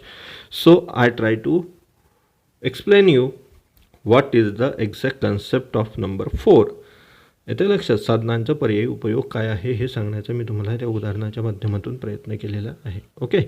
पुढे चार्ट दिलेला आहे, तुम्हाला माहीत आहे का? तर पहिलं 2 गट दिलेले आहे. एक आहे विचार आणि दुसरं आहे अर्थशास्त्रज्ञांची नावे. सनातन संप्रदाय हे जे आहे, सनातन संप्रदाय जो हा होता हा 18व्या शतकात होता. आता सनातन संप्रदायाच्या विचारसरणीची अर्थशास्त्रज्ञ कोणती? तर ती होती ॲडम स्मिथ, डेव्हिड रिकार्डो, J.S. Mill, T.R. माल्थस इत्यादी. येतं लक्षात? दुसरा गट दिलेला आहे नवसनातन संप्रदाय. येतं लक्षात. 19व्या शतक व 20व्या शतकाच्या सुरुवातीचा अर्धा भाग येतं लक्षात, म्हणजे 1950 पर्यंत. नवसनातन संप्रदायामध्ये कोणता कालखंड येतो? 19व्या शतक व 20व्या शतकाचा सुरुवातीचा अर्धा भाग. ओके, यामध्ये कोणकोणते अर्थशास्त्रज्ञ येतात? Alfred Marshall, AC Pigou, Irving Fisher इत्यादी. येतं लक्षात. तिसरा गट येतो आधुनिक संप्रदाय, 20व्या शतकापासून आजपर्यंत. येतं लक्षात. तर 20व्या शतकापासून आजपर्यंत आम्ही बोलत असणाऱ्यापर्यंत अर्थशास्त्रज्ञ कोणते? J.M. केन्स. येतं लक्षात. जॉन मेनॉर्ड केन्स, लिओनल रॉबिन्स आणि पॉल सॅम्युएल्सन इत्यादी हे आधुनिक संप्रदायातले अर्थशास्त्रज्ञ आहेत. ओके, तुम्हाला विचारलं जाऊ शकतं किंवा मेन्सला विचारलं गेलेलं आहे, नवसनातनवादाचा कोणता भाग नाही, कोणता अर्थशास्त्रज्ञ भाग नाही, सनातनवादाचा कोणता नाही. राज्यसेवा मुख्यचे प्रश्न बघा, तुम्हाला ते दिसेल. येते लक्षात. उत्तरं कुठे सापडतात? 11वी अर्थशास्त्रामध्ये सापडतात. येते लक्षात. पुढं अर्थशास्त्राच्या शाखा. सर रॅगनर फ्रिश यांनी 1933 साली अर्थशास्त्राची 2 शाखांमध्ये विभागणी केली. या शाखा म्हणजे सूक्ष्म अर्थशास्त्र आणि स्थूल अर्थशास्त्र. हे शब्द ग्रीक शब्द मायक्रॉस आणि मॅक्रोस याच्यापासून आले. सूक्ष्म अर्थशास्त्र आणि समग्र अर्थशास्त्र. सूक्ष्म अर्थशास्त्र म्हणजे काय? तर सूक्ष्म म्हणजे लहान. सूक्ष्म अर्थशास्त्रात वैयक्तिक घटकांच्या आर्थिक वर्तनाचा अभ्यास केला जातो. सूक्ष्म अर्थशास्त्रात कसला अभ्यास केला जातो? वैयक्तिक घटकांच्या, म्हणजे काय? इंडिव्हिज्युअल. ओके, सामूहिकदृष्ट्या त्याचा अभ्यास केला जात नाही. येते लक्षात. या बाबी महत्त्वाच्या आहेत. कोणता शब्द महत्त्वाचा आहे? वैयक्तिक आणि घटकांच्या आर्थिक वर्तनाचा अभ्यास. उदाहरणार्थ कुटुंब, कामगार, फर्म, उद्योग. मात्र हे कोणते? एकटे. येत्या लक्षात. तुमचं कुटुंब, येत्या लक्षात. तुमचं जे काही कुटुंब असेल त्या एका कुटुंबाचा आर्थिक वर्तनाचा अभ्यास हा सूक्ष्म याच्यामध्ये येतो. मात्र तुमचा अख्खा खटलं असेल, ज्याला आपण खानदेशी भाषेमध्ये खटलं म्हणतो. येत्या लक्षात. अख्खा तुमचा परिवार असेल, काका, पुतणे, तुमचे आत्या, मावश्या, हे सगळं वडिलांकडचं, आईकडचं, दोघांकडचा परिवार एकत्र करून. येते लक्षात. हा जर तुम्ही परिवार हा शब्द त्याला संबोधला, येते लक्षात, तर या संबोधायला काय म्हटलं जाईल? समग्र. हे सूक्ष्म नाही होणार. फक्त तुमचे आई वडील आणि तुमचे बहीण भाऊ यांचा जर संपर्क किंवा हे जर कन्सिडर केला, एवढे लोक जर कन्सिडर केली, तर याला म्हणणार सूक्ष्म पातळीवरचा कौटुंबिक अभ्यास. मात्र तुम्हाला जसं सांगितलं तसं सगळं आईवडिलांकडचे सगळे नातेवाईक तुमच्यासह हे जर कन्सिडर केले तर ते समग्रमध्ये येईल. ओके, चला.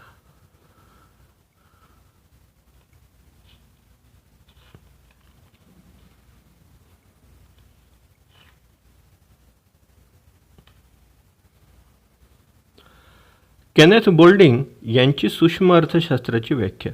विशिष्ट उत्पादन संस्था, विशिष्ट कुटुंब, वैयक्तिक किमती, वेतन, उत्पन्न, वैयक्तिक उद्योग आणि विशिष्ट वस्तूचा अभ्यास करणारे शास्त्र म्हणजे सूक्ष्म अर्थशास्त्र. विशिष्ट उत्पादन संस्था म्हणजे रिलायन्स, आणि त्यातल्या त्यात रिलायन्सचा एखादा particular product, for example Reliance petro. येते लक्षात. विशिष्ट उत्पादन संस्था रिलायन्समध्ये रिलायन्सचे असंख्य प्रोडक्ट आहे, मात्र तिच्यामधलं पेट्रोल. येते लक्षात. विशिष्ट कुटुंब, जसं मी तुमच्या कुटुंबाचं उदाहरण दिलं. वैयक्तिक किमती, वैयक्तिक म्हणजे काय? सर्व वस्तूंच्या किमती नाही, दुधाची किंमत. येते लक्षात. दुधाच्या पिशवीची किंमत. त्यातल्या त्यात दूध कोणतं? शेळीचं, म्हशीचं, गाईचं. येते लक्षात. तर मग गाईचं. ओके, असं विशिष्ट म्हटलं जातं. या अर्थाने विशिष्ट म्हटलं जातं. ओके, हे त्याची उदाहरणं आहेत. केनेथ बोल्डिंगने त्यांच्या संदर्भात सूक्ष्म अर्थशास्त्राची व्याख्या मांडलेली आहे, विशिष्ट हा घटक वापरून. सूक्ष्म अर्थशास्त्राच्या मूलभूत संकल्पना. येते लक्षात. सूक्ष्म अर्थशास्त्राच्या मूलभूत संकल्पना आहेत. पहिली संकल्पना आहे गरजा. मोजक्या शब्दांमध्ये गरजेची व्याख्या करणे कठीण आहे, पण अर्थशास्त्रीय दृष्टीने समाधानाच्या अभावाची जाणीव म्हणजे गरज होय. या जाणीवेतून मानव वैयक्तिक गरज पूर्ण करण्याचा प्रयत्न करतो. ओके. मोजक्या शब्दांमध्ये गरजेची व्याख्या करणे कठीण आहे, पण अर्थशास्त्रीय दृष्टीने समाधानाच्या अभावाची जाणीव म्हणजे गरज होय. ही साधी सोपी व्याख्या केलेली आहे. समाधानाच्या अभावाची जाणीव. Realisation of unsatisfaction. येतं लक्षात. कमतरता आहे, माझ्याकडे कमतरता आहे, अशा वारंवार जाणवत राहणं याला म्हणतात गरज. ती तुमची गरज आहे. ठीक आहे. आता माझं स्वतःचं उदाहरण जर द्यायचं झालं तर ठीक आहे. आज मी शिक्षक आहे, स्वतःही स्पर्धा परीक्षेची तयारी करतो आहे. माझी सध्याची गरज काय असली पाहिजे? अभ्यास आणि अभ्यासासाठी लागणारं साहित्य. Okay, that's fine. These are my needs. या माझ्या गरजा आहेत. But now if I think I want aeroplane, येतं लक्षात. आज जर मी असा विचार केला, मला विमान हवं आहे, येतं लक्षात, आणि त्या विमानाची गरज मला अनसॅटिस्फाईड करते, शक्य आहे का? हो, अजिबात शक्य नाही. ती माझी गरज नाही. माझं एज, माझं आताचं एम आणि त्या एम करता लागणारे इतर सब थिंग्स या माझे टार्गेट्स असले पाहिजे. येतं लक्षात. कारण की स्पर्धा परीक्षा आहे, देणार आहे, म्हणजे ते देणार तर ते दिलीनंतर पास होतात का? नाही, त्याला अभ्यास लागतो. अभ्यास केल्यानंतर त्या अभ्यासासाठी साहित्य लागतं. ह्या माझ्या गरजा असल्या पाहिजे, किंवा ज्याच्या कोणाचं असं सेम ध्येय असेल त्याच्या या गरजा असल्या पाहिजे. So simple. Aeroplane is not a need of that time. येतं लक्षात. ही त्या वेळेची, आताच्या वेळेची ती गरज निश्चितच नाही. येतं लक्षात. कळालं. अर्थशास्त्रीय दृष्टिकोनातून समाधानाच्या अभावाची जाणीव, असमाधानाच्या, येतं लक्षात, अभावाची जाणीव म्हणजे गरज होय. समाधानाचे अभाव म्हणजे काय? असमाधान. या जाणीवेतून मानवी वैयक्तिक गरज पूर्ण करण्याचा प्रयत्न करतो. आणि ज्या ज्या वेळेला, समजा माझ्याकडे एम लक्ष्मीकांतचं पुस्तक नाही आहे, आता माझी ती गरज आहे एम लक्ष्मीकांत. का? कारण की पॉलिटीसाठी त्याच्यासारखं दी बेस्ट बुक आजपर्यंत स्पर्धा परीक्षेच्या, UPSCच्या किंवा MPSCच्या बाजारात उपलब्ध नाही. येतं लक्षात. The quality book. आणि मला जर स्पर्धा परीक्षा पास करायची आहे, राज्यसेवा पास करायची, UPSC क्रॅक करायची आहे, तर त्या राज्यघटना पॉलिटिकल सायन्ससाठी ते गरजेचं आहे. That book is must. तर ती माझी मात्र गरज आहे, ती माझी भूक असली पाहिजे ती मिळवण्यासाठी. मग त्याच्याकरता whatever I want to do, I do it. येतं लक्षात. मला जे काही करावं असं लागेल ते मी करणार. येतं लक्षात. आणि मी किती केलं पाहिजे एक विद्यार्थी म्हणून. ओके. नेक्स्ट. मानवी गरजा वाढवण्याची मुख्य 2 कारणे आहेत. मानवी गरजा वाढवण्याची 2 मुख्य कारणं आहेत. एक, नवीन शोध आणि नवप्रवर्तनामुळे राहणीमानाचा दर्जा सुधारण्याची इच्छा. येतं लक्षात. नवीन शोध लागत राहतात. येतं लक्षात. आणि नवप्रवर्तनामुळे राहणीमानाचा दर्जा सुधारण्याची प्रत्येकाची इच्छा असते, की काल जसं राहत होतं त्याच्यापेक्षा उद्या किंवा येत्या भविष्य कालावधीमध्ये आपलं राहणीमान सुधारलं पाहिजे. येतं लक्षात. आता हा शेवटी राहणीमान हा शेवटी कसा आहे? वादाचा मुद्दा आहे. स्टँडर्ड ऑफ लिव्हिंग हा शेवटी वादाचा मुद्दा आहे. आता उदाहरणात जर घ्यायचं झालं तर राष्ट्रपिता महात्मा गांधी पैसे नव्हतेत का कपडे घालायला? होते. घातलेत का? नाही. का नाही घातले? विचार त्यांचा विचार त्यांना स्वस्त बसू देत नव्हता. माझ्या भारतातली अर्ध्यापेक्षा जास्त जनता जर भुकेल्या पोटी आणि निर्वस्त्र असेल तर मला या देशासाठी काही करायचं आहे, जोपर्यंत मी हे काही माझं ध्येय उद्दिष्ट साध्य करत नाही तोपर्यंत मला पूर्ण कपडे घालण्याचा अधिकार नाही. मग तशाच पोशाखात ते देशविदेशातही गेले वेळोवेळी. मग ते राऊंड टेबल कॉन्फरन्स असेल काही असेल गेले. याचा अर्थ असा नाही ना. शेवटी हे राहणीमानाचा दर्जा त्याचा वादग्रस्त ठरतो, म्हणून मी या ठिकाणी एक्सप्लेनेशन, दॅट्स ऑल. आणि दुसरा मुद्दा आहे लोकसंख्येत झालेली वाढ. मानवी गरजा वाढल्या कशामुळे? ओके, लोकसंख्येत वाढ झाली म्हणून गरजा वाढल्या. पूर्वी जितकं पेट्रोल लागत होतं त्याच्यापेक्षा जास्त पेट्रोल आता लोकांना लागायला लागलं. कशामुळे? लोकसंख्या वाढली, लोकांकडची वाहनं वाढली, आणि त्या वाहनांसाठी पेट्रोल वाढलं. ओके, येते लक्षात. नवीन शोध लागतच असतात. प्रत्येक सेकंदाला मिनिटाला जगाच्या पाठीवर कुठे ना कुठे संशोधनं जगासमोर येत असतात. तुमच्याकडे ज्या वेळेला पहिला मोबाईल होता त्या पहिल्या मोबाईलपासून तर आता तुमच्या हातात असणाऱ्या मोबाईलपर्यंत जर फ्लॅशबॅक तुम्ही गेलात तर निश्चितच 2-3 किमान तुमचे मोबाईल झाले असतील. माझंच उदाहरण द्यायचं झालं तर 18-19 मोबाईल आहे माझा. कारण की ज्या वेळेला इनकमिंगला 7.5 रुपये कॉल पडत होता तेव्हापासून मी मोबाईल वापरतोय. मग ज्या वेळेला मी त्या फ्लॅशबॅकमध्ये जातो, ज्या वेळेला मी ते बघतो की माझ्याकडे पहिला मोबाईल कसा आणि किती आकाराचा होता, त्याचे फंक्शन्स काय होते, येते लक्षात. आणि त्यानंतर आतापर्यंतच्या आयफोनपर्यंतचा जर प्रवास मी जर बघितला तर त्या ठिकाणी या गरजा माझ्या तो फोनही तेच कामं करत होता काही स्वरूपामध्ये. फोनचं बेसिक फंक्शन काय होतं, कॉल घेणं, कॉल देणं, SMS. लॅटर ऑन सगळ्या गोष्टी त्याच्यामध्ये ॲड होत गेल्या. मग कॅमेरा असेल, मग त्याच्यामध्ये व्हिडिओ शूटिंग असेल, मग फोटो क्लॅरिटी असेल, मग जास्त GB डेटा असेल, रॅम असेल, रॉम असेल, येतं लक्षात. मल्टीटास्किंग फंक्शन्स तिच्यामध्ये अँड्रॉइड वगैरे हे ॲड होत गेलं, iOS सिस्टम ॲड होत गेली. Later on these are the lots of the things are there, येतं लक्षात. त्या ठिकाणी बरेचसे नवीन शोध झाले. मग तुमच्यासारखे सर्वांचेच मोबाईल टप्प्याटप्प्याने बदलत गेले, येते लक्षात. नवप्रवर्तनामुळे राहणीमानाचा दर्जा, हे मगाशीच मी सांगितलं, कळालं. हे 2 मुद्दे येते लक्षात. हे 2 मुद्दे कसले होते, मानवी गरजा वाढण्याची 2 प्रमुख कारणं होती. ओके. त्यानंतर गरजांची वैशिष्ट्ये कोणती आहेत, तर 1 अमर्यादित गरजा, 2 गरजा या पुनरुद्भवी असतात. म्हणजे आज निर्माण झालेली गरज उद्याही किंवा काही कालावधीने ही पुन्हा निर्माण होऊ शकते, येतं लक्षात. म्हणजे आज थंडी आहे, ठीक आहे, सपोज थंडीचे दिवस आहे, थंडी आहे, आज स्वेटरची गरज लागली. ओके. आता हिवाळा झाला की उन्हाळा, बरोबर.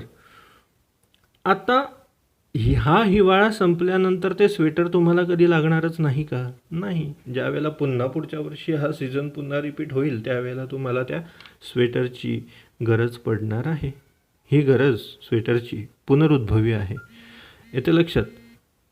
अमर्याद गरजा, पहिला टप्पा.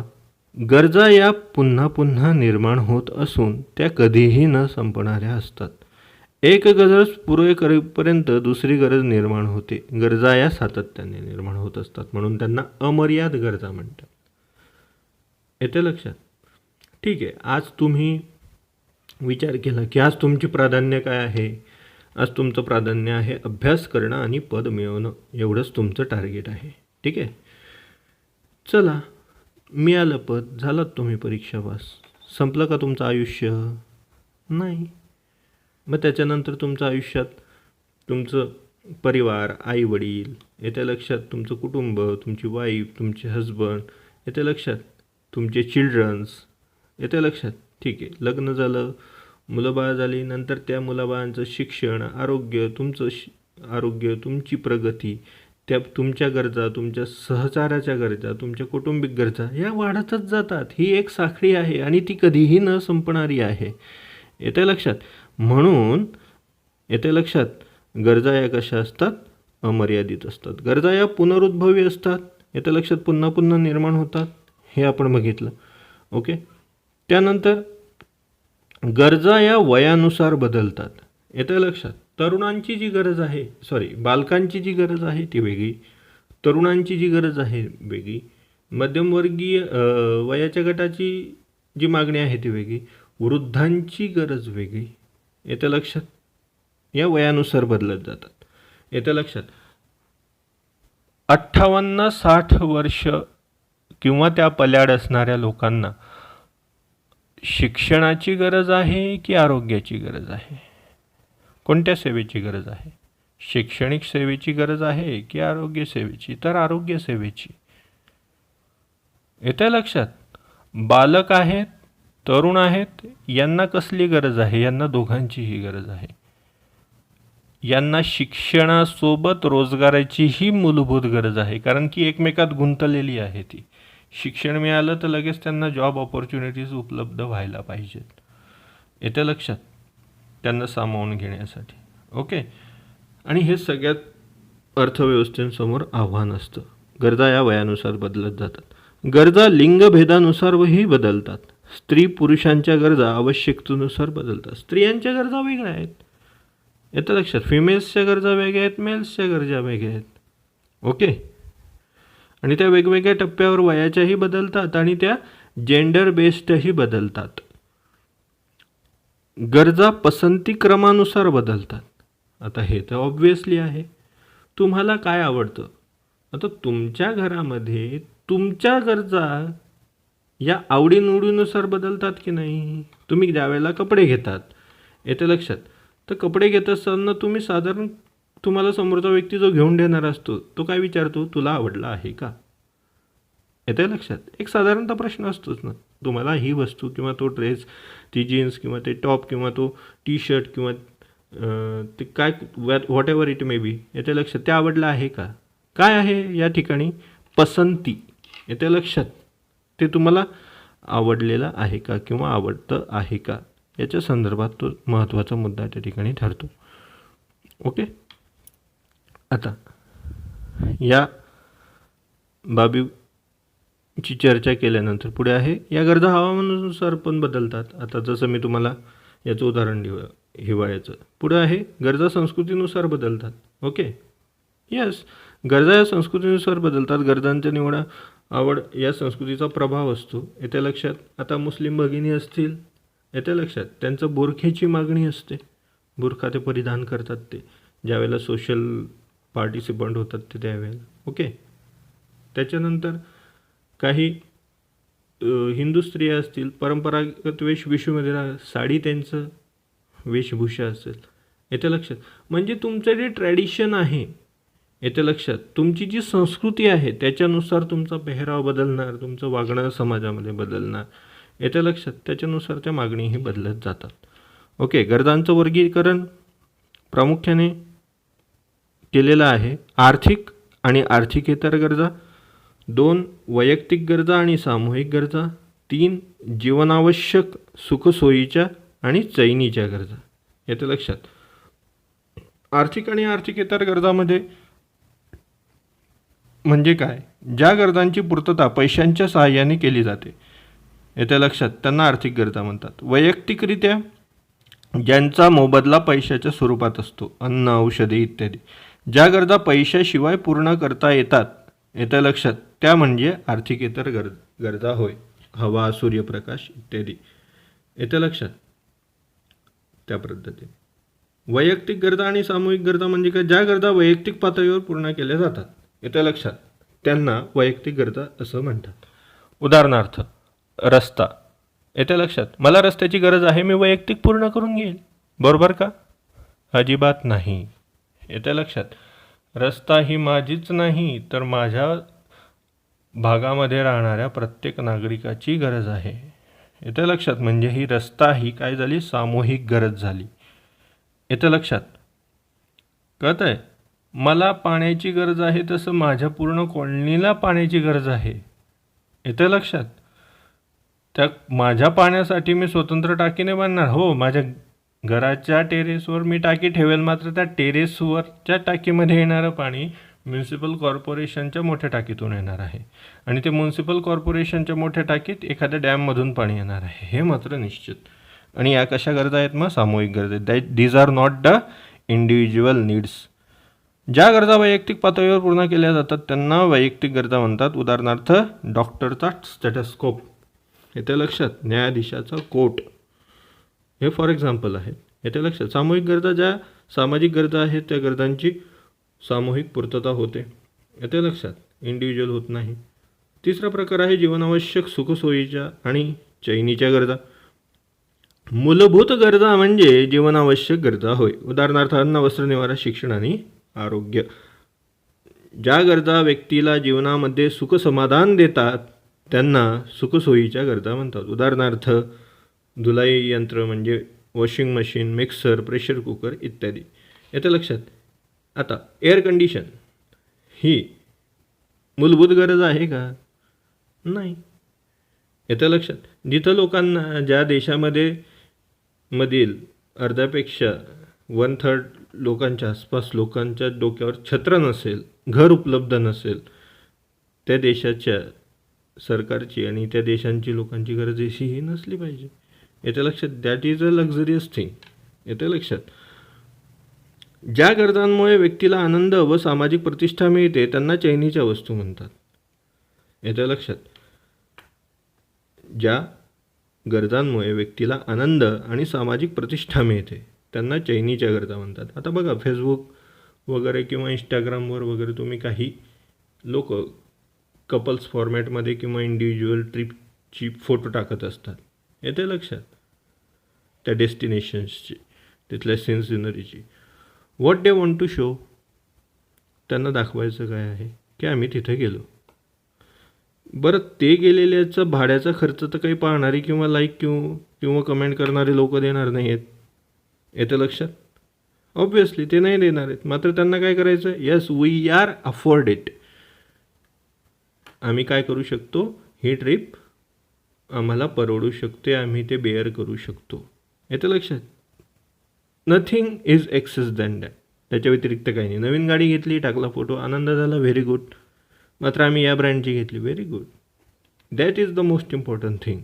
Okay, that is a luxurious. चैनीच्या गरजा असं म्हणतात त्यांना. वस्तू आणि सेवा ही एक अर्थशास्त्रामधील प्रसिद्ध संकल्पना आहे. ज्या घटकाद्वारे मानवी गरज पूर्ण केली जाते त्यास वस्तू म्हणतात. ज्या घटकाद्वारे, येत्या लक्षात, म्हणजे ही फिजिकल थिंग असते, ती भौतिक गोष्ट असते. वस्तूंना भौतिक अस्तित्व असते, म्हणजे शिक्षकाने वापरलेला खडू. येतं लक्षात. आता मी या ठिकाणी लाईट पेन वापरतो आहे. हा लाईट पेन हा या डिजिटल एज्युकेशन्सचा काय आहे, डिजिटल एज्युकेशनसाठी काय आहे, वस्तू आहे. मात्र मी जे नॉलेज तुम्हाला देतो आहे, जी माहिती तुम्हाला पुरवतो आहे, ती काय आहे, सेवा आहे. ती डोळ्यांनी दिसत नाही, ती साठवता येऊ शकत नाही.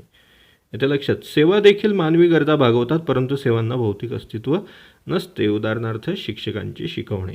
येतं लक्षात. उपयोगिता. वस्तू व सेवांमध्ये असणारी मानवी गरज भागवण्याची क्षमता म्हणजे उपयोगिता होय. वस्तू व सेवांमध्ये असणारी मानवी गरज भागवण्याची क्षमता म्हणजे उपयोगिता होय. काय आहे उपयोगिता? वस्तू व सेवांमध्ये असणारी मानवी गरज भागवण्याची क्षमता. आता मानवी गरज जी आहे ती भागवण्याची क्षमता त्या वस्तू आणि सेवेमध्ये असली पाहिजे. याला म्हणतात त्या वस्तू आणि सेवेची उपयोगिता. येते लक्षात. फॉर एक्झाम्पल, तुमच्याकडे गरम दुधाचं भांडं आहे. ठीक आहे, तुमच्या समोर गरम दुधाचं भांडं आहे आणि तुम्हाला ते एका ठिकाणावरून दुसरीकडे ठेवायचं आहे. ओके, आता ते गरम दुधाचं भांडं आहे हे उचलण्यासाठी तुम्हाला अशी कोणती वस्तू पाहिजे आहे की ज्याच्या वापरामुळे तुमच्या हाताला त्या गरम भांड्याचा चटका बसणार नाही. ओके, म्हणजे हे काय झालं, ते फडकं असेल, तो रुमाल असेल किंवा ती पकड असेल. येतं लक्षात. त्या वस्तूची ती काय झाली, त्यावेळेची उपयोगिता. येतं लक्षात. त्यावेळेची गरज तुमची ती पूर्ण करण्याची त्याची ती कॅपॅसिटी आहे. ओके, ही झाली त्या कापडाची उपयोगिता गरम भांड्याला उचलण्याच्यासाठी. ओके, मूल्य म्हणजे काय हो? अर्थशास्त्रामध्ये मूल्य दोन प्रकारची असतात, उपयोगिता मूल्य आणि विनिमय मूल्य. उपयोगिता मूल्य म्हणजे काय, तर उपयोगिता मूल्य हे एखाद्या वस्तूच्या मूल्याशी संबंधित असते. वस्तूचं मूल्य असतं ते. येतं लक्षात. म्हणजे पेनाचं मूल्य, तुमच्या गाडीचं मूल्य. येतं लक्षात. सोप्या शब्दात सांगायचे झाल्यास एखाद्या वस्तूची उपयुक्तता म्हणजे त्या वस्तूचे उपयोगिता मूल्य होय. येतं लक्षात. एखाद्या वस्तूची उपयुक्तता, त्याचं नीड किती आहे, उपयुक्तता किती आहे त्या ठराविक ठिकाणी. येतं लक्षात. कोणालाही सूर्यप्रकाशासाठी किंमत द्यावी लागत नाही, मात्र प्रत्येकासाठी तो सूर्यप्रकाश कसा आहे, आवश्यक आहे. अर्थशास्त्रीय परिभाषेत सूर्यप्रकाशाला उपयोगिता मूल्य आहे. येतं लक्षात. अर्थशास्त्रीय परिभाषेत सूर्यप्रकाशाला उपयोगिता मूल्य आहे. हे विनामूल्य वस्तूचे उदाहरण आहे. मात्र हे कसलं उदाहरण आहे, विनामूल्य वस्तूचे. तसंच हवेचंही आहे. ऑक्सिजन सर्वांना लागतो. येतं लक्षात. हे त्या ऑक्सिजनचं उपयोगिता मूल्य आहे जे फ्री ऑफ कॉस्ट अवेलेबल आहे. ओके. पुढचं आहे विनिमय मूल्य. ओके. विनिमय मूल्य म्हणजे एखाद्या वस्तूचे दुसऱ्या वस्तूच्या किंवा सेवेच्या रूपात व्यक्त केलेले मूल्य होय. म्हणजे तुम्ही एखादी वस्तू समोरच्याला दिली आणि त्याच्या बदल्यात तुम्हाला त्याने त्या किमतीची दुसरी वस्तू देणं, याला त्या वस्तूचं काय म्हणतात? विनिमय मूल्य. हे मूल्य पैशाच्या स्वरूपात सांगितले जाते. येत्या लक्षात. जी काही तिला काय संबोधलं जातं? त्या वस्तूची किंमत. ज्या वस्तूला पैशात किंमत मोजावी लागते तिला आर्थिक वस्तू म्हणतात. खूप व्यवस्थित समजून घ्या. ज्या वस्तूला पैशात किंमत मोजावी लागते त्याला आर्थिक वस्तू असं म्हणतात. येतं लक्षात. टी व्ही, कार इत्यादी ही त्याची उदाहरणं आहे. ओके. पुढं हिरे आणि पाणी किंवा हिरे पाणी विरोधाभास. काही वस्तूंची उपयोगिता मूल्य जास्त असते तर विनिमय मूल्य कमी असते. उदाहरणार्थ पाणी हे प्रत्येकासाठी आवश्यक आहे, बरोबर आहे. पाणी तसेच काही वस्तूंची उपयोगिता मूल्य कमी आहे पण दुर्मिळतेमुळे विनिमय मूल्य जास्त असते. उदाहरणार्थ हिरा. येत्या लक्षात. हिरा सर्वीकडे उपलब्ध आहे का? सर्वांची पर्चेसिंग पॉवर असते का? खरेदी क्षमता असते का? नाही. पाणी सर्वत्र उपलब्ध आहे की नाही? हो. विरोधाभासीपणा आहे. येत्या लक्षात. पाणी जरी असलं तरी त्याची किंमत कमी आहे, हिरेची किंमत जास्त आहे. हा या ठिकाणी समजून घेण्याचा भाग आहे. येत्या लक्षात.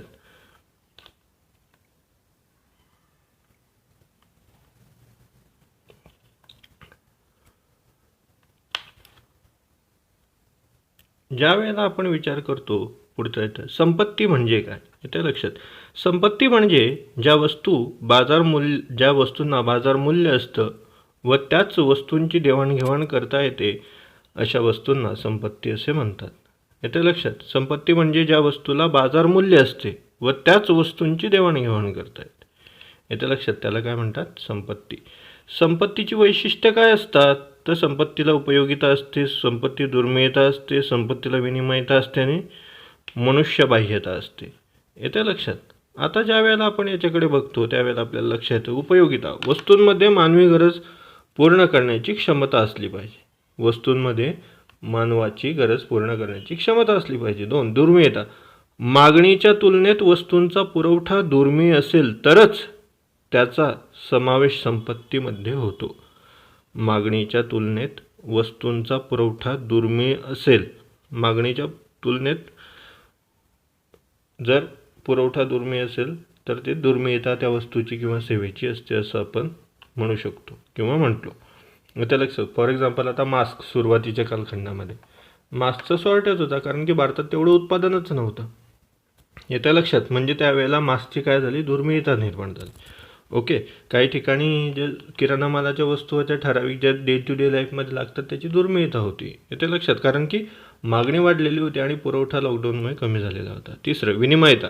वस्तूंचा विनिमय एका व्यक्तीकडून दुसऱ्या व्यक्तीकडे, एका ठिकाणावरून दुसऱ्या ठिकाणी करता आला पाहिजे.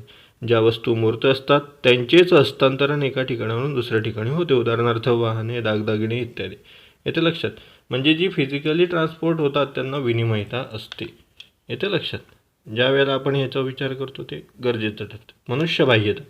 वस्तू ही केवळ मानवी शरीरबाह्य असेल तरच ती हस्तांतरित केली जाते.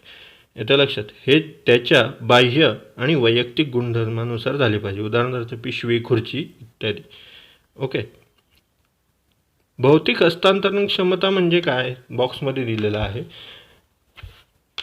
त्यामध्ये ते म्हणतात यामध्ये प्रत्यक्ष वस्तू एका व्यक्तीकडून दुसऱ्या व्यक्तीकडे, एका ठिकाणून दुसऱ्या ठिकाणी हस्तांतरित, त्याला म्हणतात भौतिक मालकी हस्तांतरण. येतं लक्षात. या ठिकाणी तुम्ही जर तुमचं घर असेल आणि तुम्ही ते जर मला विकलं, येतं लक्षात. ते घर कुठं जाणार नाही. ते घर तुमच्या ठिकाणावरून माझ्या ठिकाणी होते आहे तिथंच राहील. फक्त त्याची मालकीची काल तुमच्याकडे होते, तुम्ही हस्तांतरित मी विकत घेतल्यानंतर ते माझ्याकडे राहील. येतं लक्षात. मालकी हस्तांतरण हा साधा सोपा विषय आहे.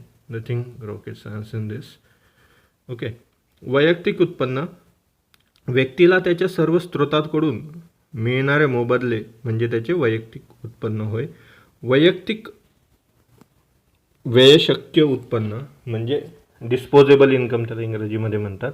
वैयक्तिक उत्पन्नातील असा भाग जो प्रत्यक्ष कर म्हणजे उत्पन्न कर, वैयक्तिक संपत्ती कर इत्यादी वगळून उरतो त्याला वैयक्तिक उत्पन्न म्हणतात. म्हणजे तुमचं जर उत्पन्न एक्स आहे, येतं लक्षात, तुमचं उत्पन्न किती आहे, एक्स आहे, आणि तुम्ही वेगवेगळे कर डायरेक्ट टॅक्सेस जे आहेत ते तुमचे या एक्स उत्पन्नातून वजा गेले तर तुमचं जे उरतं, येतं लक्षात, ते म्हणजे तुमचं डिस्पोजेबल इन्कम आहे.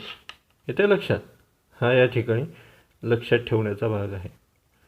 हे बऱ्याच वेळेला विचारलं जाऊ शकतं. येतं लक्षात. आता त्याच्यासोबतच्या काही संकल्पना खाली दिलेल्या आहेत. स्थिर उत्पन्न म्हणजे काय, विशिष्ट कालावधीत स्थिर असणारे उत्पन्न. उदाहरणार्थ भाडं स्थिर असतं, वेतन स्थिर असतं. वेतन का दरवेळेला बदलत जातं का, नाही बदलत जात.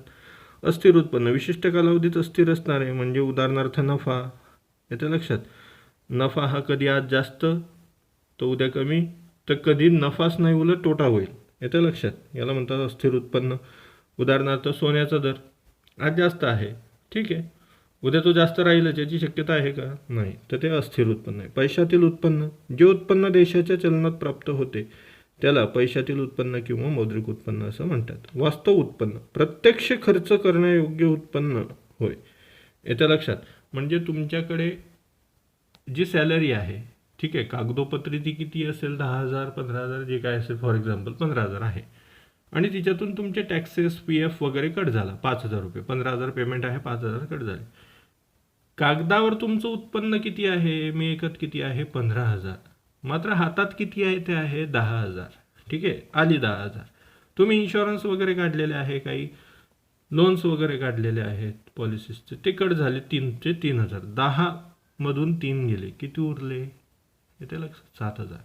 आता हे 7,000 रुपये तुमचे त्या क्षणाचे काय आहेत, वास्तव उत्पन्न आहे. येते लक्षात. जे तुम्ही आता खरेदीसाठी वापरू शकतात किंवा गुंतवणुकीसाठी. करारात्मक उत्पन्न विशिष्ट नियम आणि शर्तीनुसार मिळणारे उत्पन्न. उदाहरणार्थ तुमच्या शेतात जर कापूस वेचणाऱ्या बाया माणसं आलेली असतील तर तुम्ही पहिल्यांदा ठरवून घेतात की तुम्हाला दिवसाला किती मोबदला तुम्ही त्यांना देणार आहात. येते लक्षात. हा करार असतो एक प्रकारचा प्रत्यक्ष. उर्वरित शेष उत्पन्न, उर्वरित किंवा शेष उत्पन्न. उत्पादन घटकांना सर्व मोबदले दिल्यानंतर शिल्लक राहणारे उत्पन्न म्हणजे उर्वरित उत्पन्न होय. येतं लक्षात. उत्पादन घटक कोणते आहेत, भूमी, श्रम, भांडवल आणि उद्योजकता. या उत्पादन घटकांना दिलं उत्पन्न आणि जे शेष राहतं, जे उरतं, त्याला म्हणतात उर्वरित उत्पन्न. अर्जित उत्पन्न उत्पादन प्रक्रियेत सहभागी झाल्यानंतर मिळणाऱ्या उत्पन्नास अर्जित उत्पन्न म्हणतात. खंड, वेतन, व्याज, नफा इत्यादींपासून मिळणारे उत्पन्न यांना काय म्हणतात, ते म्हणजे भूमी, श्रम, भांडवल आणि उद्योजकता याचे जे मालक आहेत, या 4 घटकांचे जे मालक आहेत, त्यांना जे उत्पादकापासून उत्पन्न मिळतं त्याला, त्यांच्या त्या उत्पन्नाला म्हणतात अर्जित उत्पन्न. येतं लक्षात. पुढचं आहे अनर्जित उत्पन्न. कोणत्याही उत्पादन प्रक्रियेत सहभागी न होता इतर मार्गाने प्राप्त होणारे उत्पन्न म्हणजे अनर्जित उत्पन्न होय. येतं लक्षात. तुम्ही काहीच कष्ट केले नाही. येतं लक्षात. 2,000चं सोनं घेतलेलं होतं, ठीक आहे, एखाद्या वेळेला तुमच्याकडे भाव वाढले सोन्याचे, येतं लक्षात, आणि ते 2,000चं सोनं 2,200 रुपयाला गेलं. तुम्ही खरेदी कितीला केलं होतं, 2,000 रुपयाला. ते वरचे जे 200 रुपये तुम्हाला जास्तीचे मिळाले हे तुमच्या कोणत्याही प्रकारच्या कृतीमुळे मिळालेले नाही. येतं लक्षात. म्हणजे हे जे वरचे 200 रुपये आहे हे तुमचं काय आहे, अनर्जित उत्पन्न आहे. त्याच्याकरता तुम्ही कोणतेही काम केलेलं नाही. येतं लक्षात. पुढचा मुद्दा आहे आर्थिक क्रिया. आर्थिक क्रियांचे वर्गीकरण 4 प्रकारे होते. येतं लक्षात. हा सगळ्यात महत्त्वाचा मुद्दा आहे अर्थशास्त्रामध्ये. आर्थिक क्रिया कोणकोणत्या आहेत, उत्पादन, वितरण, विनिमय आणि उपभोग. उत्पादन, वितरण, विनिमय आणि उपभोग यांचा कशामध्ये समावेश होतो, आर्थिक क्रियांमध्ये यांचा समावेश होत असतो किंवा होतो.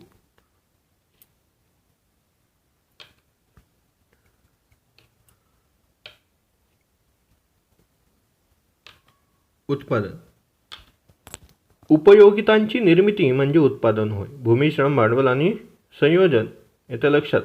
आता संयोजनाच्या साठी एक नवीन शब्द वापरला जातो आहे, उद्योजकता. हा लक्षात ठेवा. संयोजकाच्या जागी कोणता शब्द? उद्योजकता. हा बदल आहे, इथं प्रिंट मिस्टेक आहे, ते लक्षात. हे 4 उत्पादनाचे घटक आहेत. ओके. नेक्स्ट, उत्पादनाचे 4 घटक: भूमी, श्रम, येते लक्षात, भांडवल आणि संयोजन. संयोजनाच्या जागी उत्पादकता. ओके. भूमी हा उत्पादनाचा नैसर्गिक घटक असून विनामूल्य देणगी आहे. भूपृष्ठालगत, भूपृष्ठाच्या वर आणि भूपृष्ठाच्या खाली उपलब्ध असलेल्या नैसर्गिक साधन संपत्तीत अर्थशास्त्रामध्ये भूमी असे म्हणतात. म्हणजे भूमीची व्याख्या लक्षात घ्या. फक्त भूमी म्हणजे तुमचा आमचा प्लॉट नाही, त्या लक्षात. त्याच्यावरती येत्या, त्याच्यावर आणि त्याच्या खाली असणाऱ्या या तिघही संकल्पनांना काय म्हणतात? भूमी. खनिजे भूपृष्ठाखाली मिळतात, मृदा आणि पाणी भूपृष्ठालगत मिळते, तर हवा आणि सूर्यप्रकाश भूपृष्ठावर मिळतात. म्हणजे अर्थशास्त्रात भूमी ही एक व्यापक संकल्पना आहे. उत्पादन कार्यात सहभागी झाल्याबद्दल भूमीला काय मिळतो? खंड. येतं लक्षात, किंवा त्याला आपण काय म्हणू शकतो? भाडे. ओके.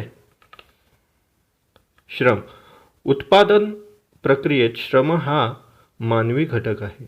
आर्थिक मोबदला मिळवण्याच्या हेतूने मानवाने केलेले कोणतेही शारीरिक किंवा बौद्धिक काम म्हणजे श्रम होय. श्रम या उत्पादन घटकाला वेतन, मजुरी या स्वरूपात मोबदला मिळतो. येतं लक्षात. ज्या वेळेला तुम्ही काम कराल त्यावेळेला तुम्हाला पैशाच्या स्वरूपात मोबदला मिळतो. मग तो सॅलरीच्या स्वरूपात असेल किंवा मजुरीच्या स्वरूपात असेल. येतं लक्षात. आता त्याच्या प्रमाणावरून ठरतं किती वेतन आहे की मजुरी आहे. ओके. भांडवल. पुढील उत्पादन वाढीसाठी भांडवलाची निर्मिती केली जाते. येते लक्षात. म्हणजे उत्पादन आज जे आहे त्याच्यापेक्षा जर अधिक तुम्हाला उत्पादन वाढवायचं असेल तर निश्चितच तुम्हाला प्रोजेक्ट वाढवावा लागेल, तुमचा प्रकल्प वाढवावा लागेल आणि त्याच्याकरता तुम्हाला गुंतवणूक करावं लागेल. ही जी गुंतवणूक असेल ती तुमची भविष्यातल्या उत्पादन वाढीसाठीची काय असेल? भांडवल निर्मिती असेल. भांडवल हा उत्पादनाचा मानवनिर्मित घटक आहे. भांडवल हा उत्पादनाचा मानवनिर्मित घटक आहे, तो नैसर्गिक नाही. कारण की तो हेतू पुरस्कार करावा लागतो व्यक्तीला किंवा गटाला किंवा संस्थेला. भांडवल या उत्पादन घटकाला व्याजाच्या स्वरूपात मोबदला मिळतो. याला मोबदला कसा मिळतो? भांडवलाला व्याजाच्या स्वरूपात. संयोजन, किंवा ज्याला आपण काय शब्द वापरतो आता टेक्निकली जो बदललेला आहे तो उद्योजकता. उद्योगाचा प्रमुख व्यवस्थापक कप्तान म्हणजे संयोजक होय. उत्पादन प्रक्रियेत संयोजन कौशल्याबद्दल त्याला नफ्याच्या स्वरूपात मोबदला मिळतो. यालाही काय मिळतं? नफ्याच्या स्वरूपात मोबदला मिळतो. वितरण. उत्पादनाचे समाजाच्या विविध भागामध्ये वितरण होतं. येतं लक्षात. उत्पादनाचे समाजाच्या विविध भागांमध्ये वितरण होते. उत्पादन घटकांचे मोबदले खंड, वेतन, व्याज, नफा या स्वरूपात वितरण व्यवस्थेद्वारे वितरित केले जातात. विनिमय. विनिमय म्हणजे आर्थिक वस्तू व सेवांची देवाणघेवाण किंवा खरेदी विक्री, याला विनिमय म्हणतात. उपभोग. उपभोग म्हणजे मानवी गरजा पूर्ण करण्यासाठी वस्तू व सेवांचा उपयोग करणे. येतं लक्षात. म्हणजे तुम्ही एखादी वस्तू घेतली, येतं लक्षात, मोबाईल घेतला आणि त्या मोबाईलचा वापर करायला सुरुवात केलं, म्हणजे हा तुमचा मोबाईलचा काय करता आहात? तुम्ही उपभोग घेत आहात. येतं लक्षात. त्या गोष्टी लक्षात ठेवा. स्थूल अर्थशास्त्र म्हणजे काय? तर स्थूल म्हणजे मोठे किंवा एकूण. येतं लक्षात. त्याच्यामध्ये शब्द कोणता लक्षात ठेवा महत्त्वाचा? एकूण. स्थूल अर्थशास्त्रामध्ये एकूण घटकांच्या म्हणजे एकूण रोजगार, राष्ट्रीय उत्पन्न म्हणजे समग्र स्वरूपात ज्याचा विचार होतो त्याला स्थूल असं म्हणतात सोप्या भाषेमध्ये. केनेथ बोल्डिंग यांची स्थूल अर्थशास्त्राची व्याख्या काय आहे? येतं लक्षात. तर केनेथ बोल्डिंगच्या मते स्थूल अर्थशास्त्राचा संबंध वैयक्तिक परिमाणांशी नसून एकूण परिमाणांशी येतो. वैयक्तिक उत्पन्नाशी नसून राष्ट्रीय उत्पन्नाशी येतो. वैयक्तिक किमतीशी नसून सर्वसाधारण किंमत पातळीशी येतो. तसेच वैयक्तिक उत्पादनाशी नसून राष्ट्रीय उत्पादनाशी येतो. म्हणजे वैयक्तिक सोडून समग्र स्वरूपात व्यक्त केलेली आहे केनेथ बोल्डिंग यांनी अर्थशास्त्राची. त्यातल्या त्या स्थूल अर्थशास्त्राची व्याख्या हे या ठिकाणी लक्षात घेण्याची बाब आहे. स्थूल अर्थशास्त्राच्या मूलभूत संकल्पना कोणत्या आहेत? तर राष्ट्रीय उत्पन्न राष्ट्रीय पातळीवर मोजलं जातं, तुमचं वैयक्तिक नाही.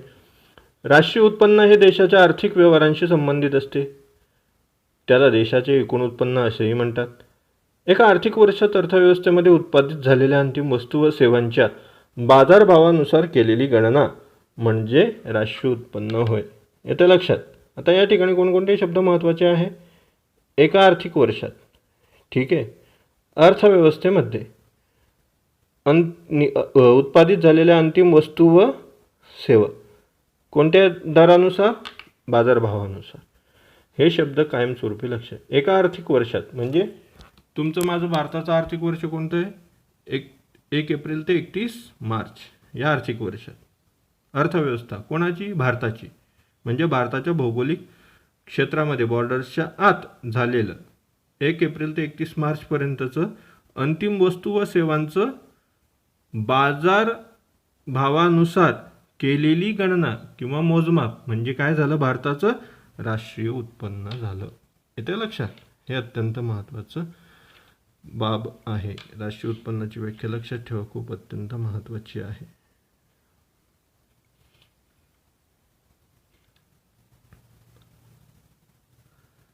राष्ट्रीय उत्पन्न समितीने काय व्याख्या केलेली आहे? तर राष्ट्रीय उत्पन्न समिती म्हणते, राष्ट्रीय उत्पन्न म्हणजे एखाद्या विशिष्ट कालखंडात उत्पादित केलेल्या किंवा करण्यात आलेल्या वस्तू व सेवांची दुहेरी गणना टाळून केलेले मोजमाप.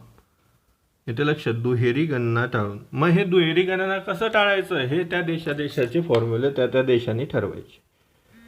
येते लक्षात. सगळ्यात महत्त्वाचं.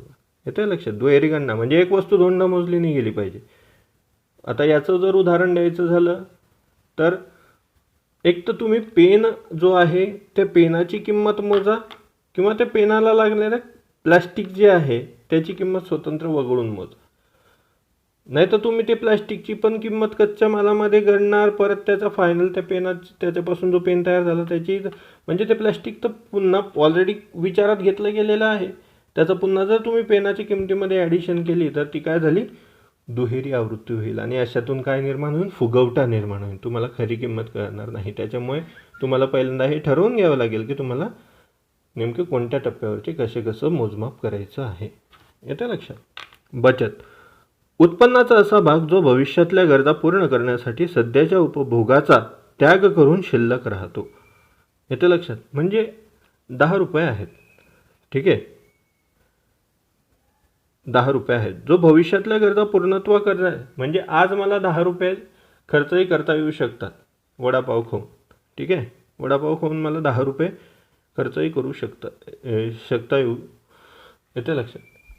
मात्र मी ते 10 रुपयाचा वडापाव न खाता ते मी तसेच साठवून ठेवतो आणि भविष्यात ज्या वेळेला मला काही त्यापेक्षा आणखी गरजेची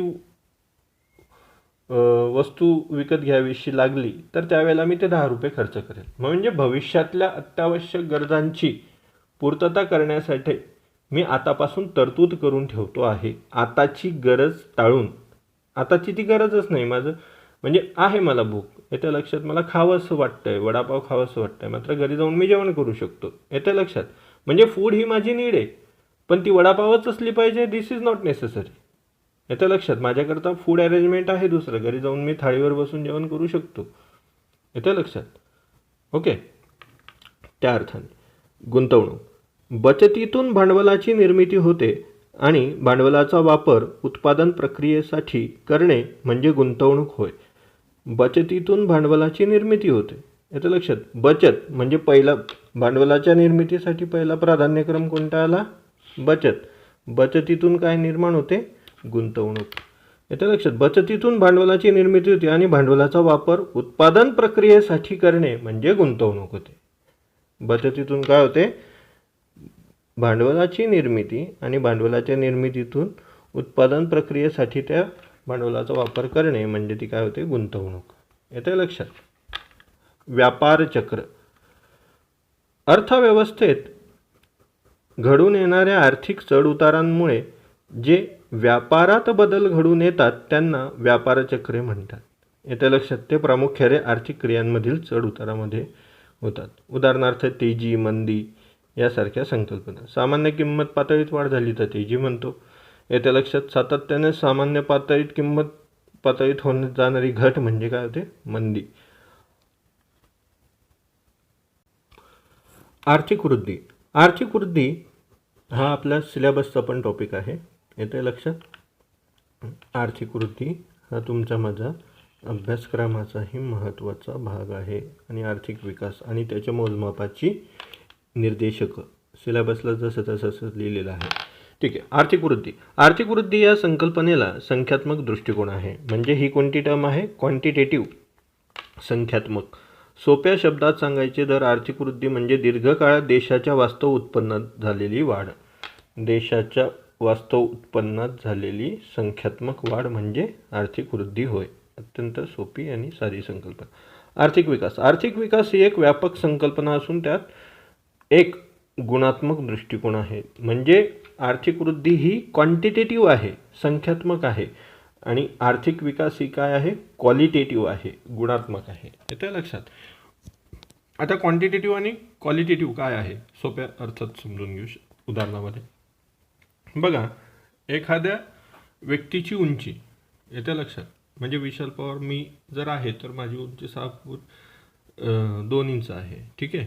ही तुम्ही उंची मोजू शकतात किंवा समोरचा व्यक्ती मोजू शकतो. ठीक आहे. ही झाली संख्यात्मक, जिच्यामध्ये गणली 6.2. येत्या लक्षात. मात्र विशाल पवारचा हुशारी किंवा बौद्धिक विकास मोजायचा असेल तर त्याला असं काही आकडेवारी आहे का? तर अजिबात नाही. आणि असेल तरी IQ क्वोशंट वगैरे तो सर्वसामान्य नाही. येत्या लक्षात. काही जण त्यांना मान्य करतात, काही जण अमान्य करतात. मग त्याचा जो विकास आहे हा कसा आहे? गुणात्मक आहे. मग त्याच्या वागणं बोलणं येत्या लक्षात, त्याचं सर्वसामान्यांच्या सभोवताली राहणं आणि त्याचं त्या ठिकाणचं वर्तणूक, हे त्याचा विकास तुम्ही मोजून मापू शकता. येत्या लक्षात. म्हणजे हे क्वालिटेटिव्ह आहे, हे क्वांटिटेटिव्ह नाही. एखाद्याची हुशारी, एखाद्याचं बुद्ध्यांक तुम्ही आकडेवारीने मोजू शकत नाही. येतं लक्षात. ठीक आहे. आर्थिक विकास ही संकल्पना आणि ती क्वालिटेटिव्ह आहे. आर्थिक विकास म्हणजे आर्थिक वृद्धीसोबत मानवाच्या कल्याणासाठी आवश्यक असणाऱ्या घटकांमध्ये गुणात्मक बदल घडवून आणणे होय. कोणता बदल आहे मित्रांनो? गुणात्मक, क्वालिटेटिव्ह. शिक्षण, आरोग्य इत्यादींच्या मदतीने. ओके. आर्थिक वृद्धी आणि आर्थिक विकासाच्या संदर्भात चार्ट दिलेला आहे, जो आता आपण बघितला. तो व्यवस्थित अभ्यासा. 6 मुद्द्यांमध्ये तो दिलेला आहे. येते लक्षात. आर्थिक वृद्धी म्हणजे देशाच्या वास्तव उत्पन्नात वाढ. येते लक्षात. कशात वाढ? वास्तव उत्पन्नात. तर आर्थिक विकास म्हणजे काय? वृद्धीबरोबरच आर्थिक घटकात परिवर्तनशील बदल जे लोकांच्या कल्याणात वाढ घडवून आणतात. येते लक्षात. संख्यात्मक बाब आहे वृद्धी म्हणजे, आणि विकास म्हणजे गुणात्मक आहे. येते लक्षात. आर्थिक वृद्धी आर्थिक विकासाशिवाय शक्य आहे. येते लक्षात. आर्थिक वृद्धी कशी म्हणजे इकॉनॉमिक ग्रोथ जी आहे ती डेव्हलपमेंट शिवाय होऊ शकते. मात्र इकॉनॉमिक डेव्हलपमेंट ही आर्थिक विकास वाढीशिवाय शक्य नाही. येतं लक्षात. या बाबी या ठिकाणी महत्त्वाची. आर्थिक वृद्धी ही एकांगी संकल्पना आहे, म्हणजे सिंग्युलर आहे. येतं लक्षात. आणि आर्थिक विकासामध्ये फक्त एकच घटक येत नाही, त्याच्यामध्ये बऱ्याचशा डायमेन्शन्सचा सर्वसमावेशकता विचारात घ्यावी लागते. येतं लक्षात. आर्थिक वृद्धी ही स्वयंस्फूर्त आणि प्रतिगामी होणारा बदल आहे. आर्थिक विकास ही सहेतुक व पुरोगामी होणारा बदल आहे. प्रतिगामी बदल आहे आणि हा पुरोगामी आहे. आर्थिक वृद्धी ही राष्ट्रीय उत्पन्न आणि दरडोई उत्पन्नाद्वारे मोजली जाते. तर आर्थिक विकास हा कृषी उत्पादकता, उत्पादन नाही. येतं लक्षात. Not the production, productivity.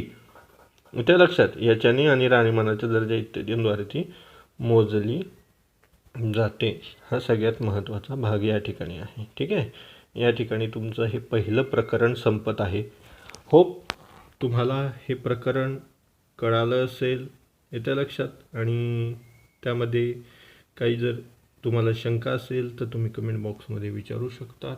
येतं लक्षात. आपला जो ग्रुप आहे त्याच्या तक्षशिला द तक्षशिला अकॅडमीचा जो टेलिग्रामचा ग्रुप आहे त्याला तुम्ही ते विचारू शकतात या लेक्चर संदर्भात काही अडचणी असल्यात तर. ठीक आहे. अशाच प्रकारे पुढचं लेक्चर आहे मी सिरीजच्या स्वरूपात आता लॉन्चच करतो आहे, त्याच्यामुळे ते समजावून सांगेल. काही अडचणी असल्यास सांगा. येतं लक्षात. काही सूचना असतील त्याही सांगा. निश्चितपणे आपण त्याच्यामध्ये मी सुधारणा करण्यासाठी प्रयत्न करेल. एक सोशल रिस्पॉन्सिबिलिटी इनिशिएटिव्ह म्हणून मी हे राबवत आहे. कोणताही आर्थिक मोबदला मिळावा किंवा काही फायदा मिळावा म्हणून मी या दृष्टिकोनातून करत नाही आहे. एक विषयाची पकड आहे, तो समजवू शकतो म्हणून मी हा इनिशिएटिव्ह सुरू केला आहे. ठीक आहे. Okay, take care, bye.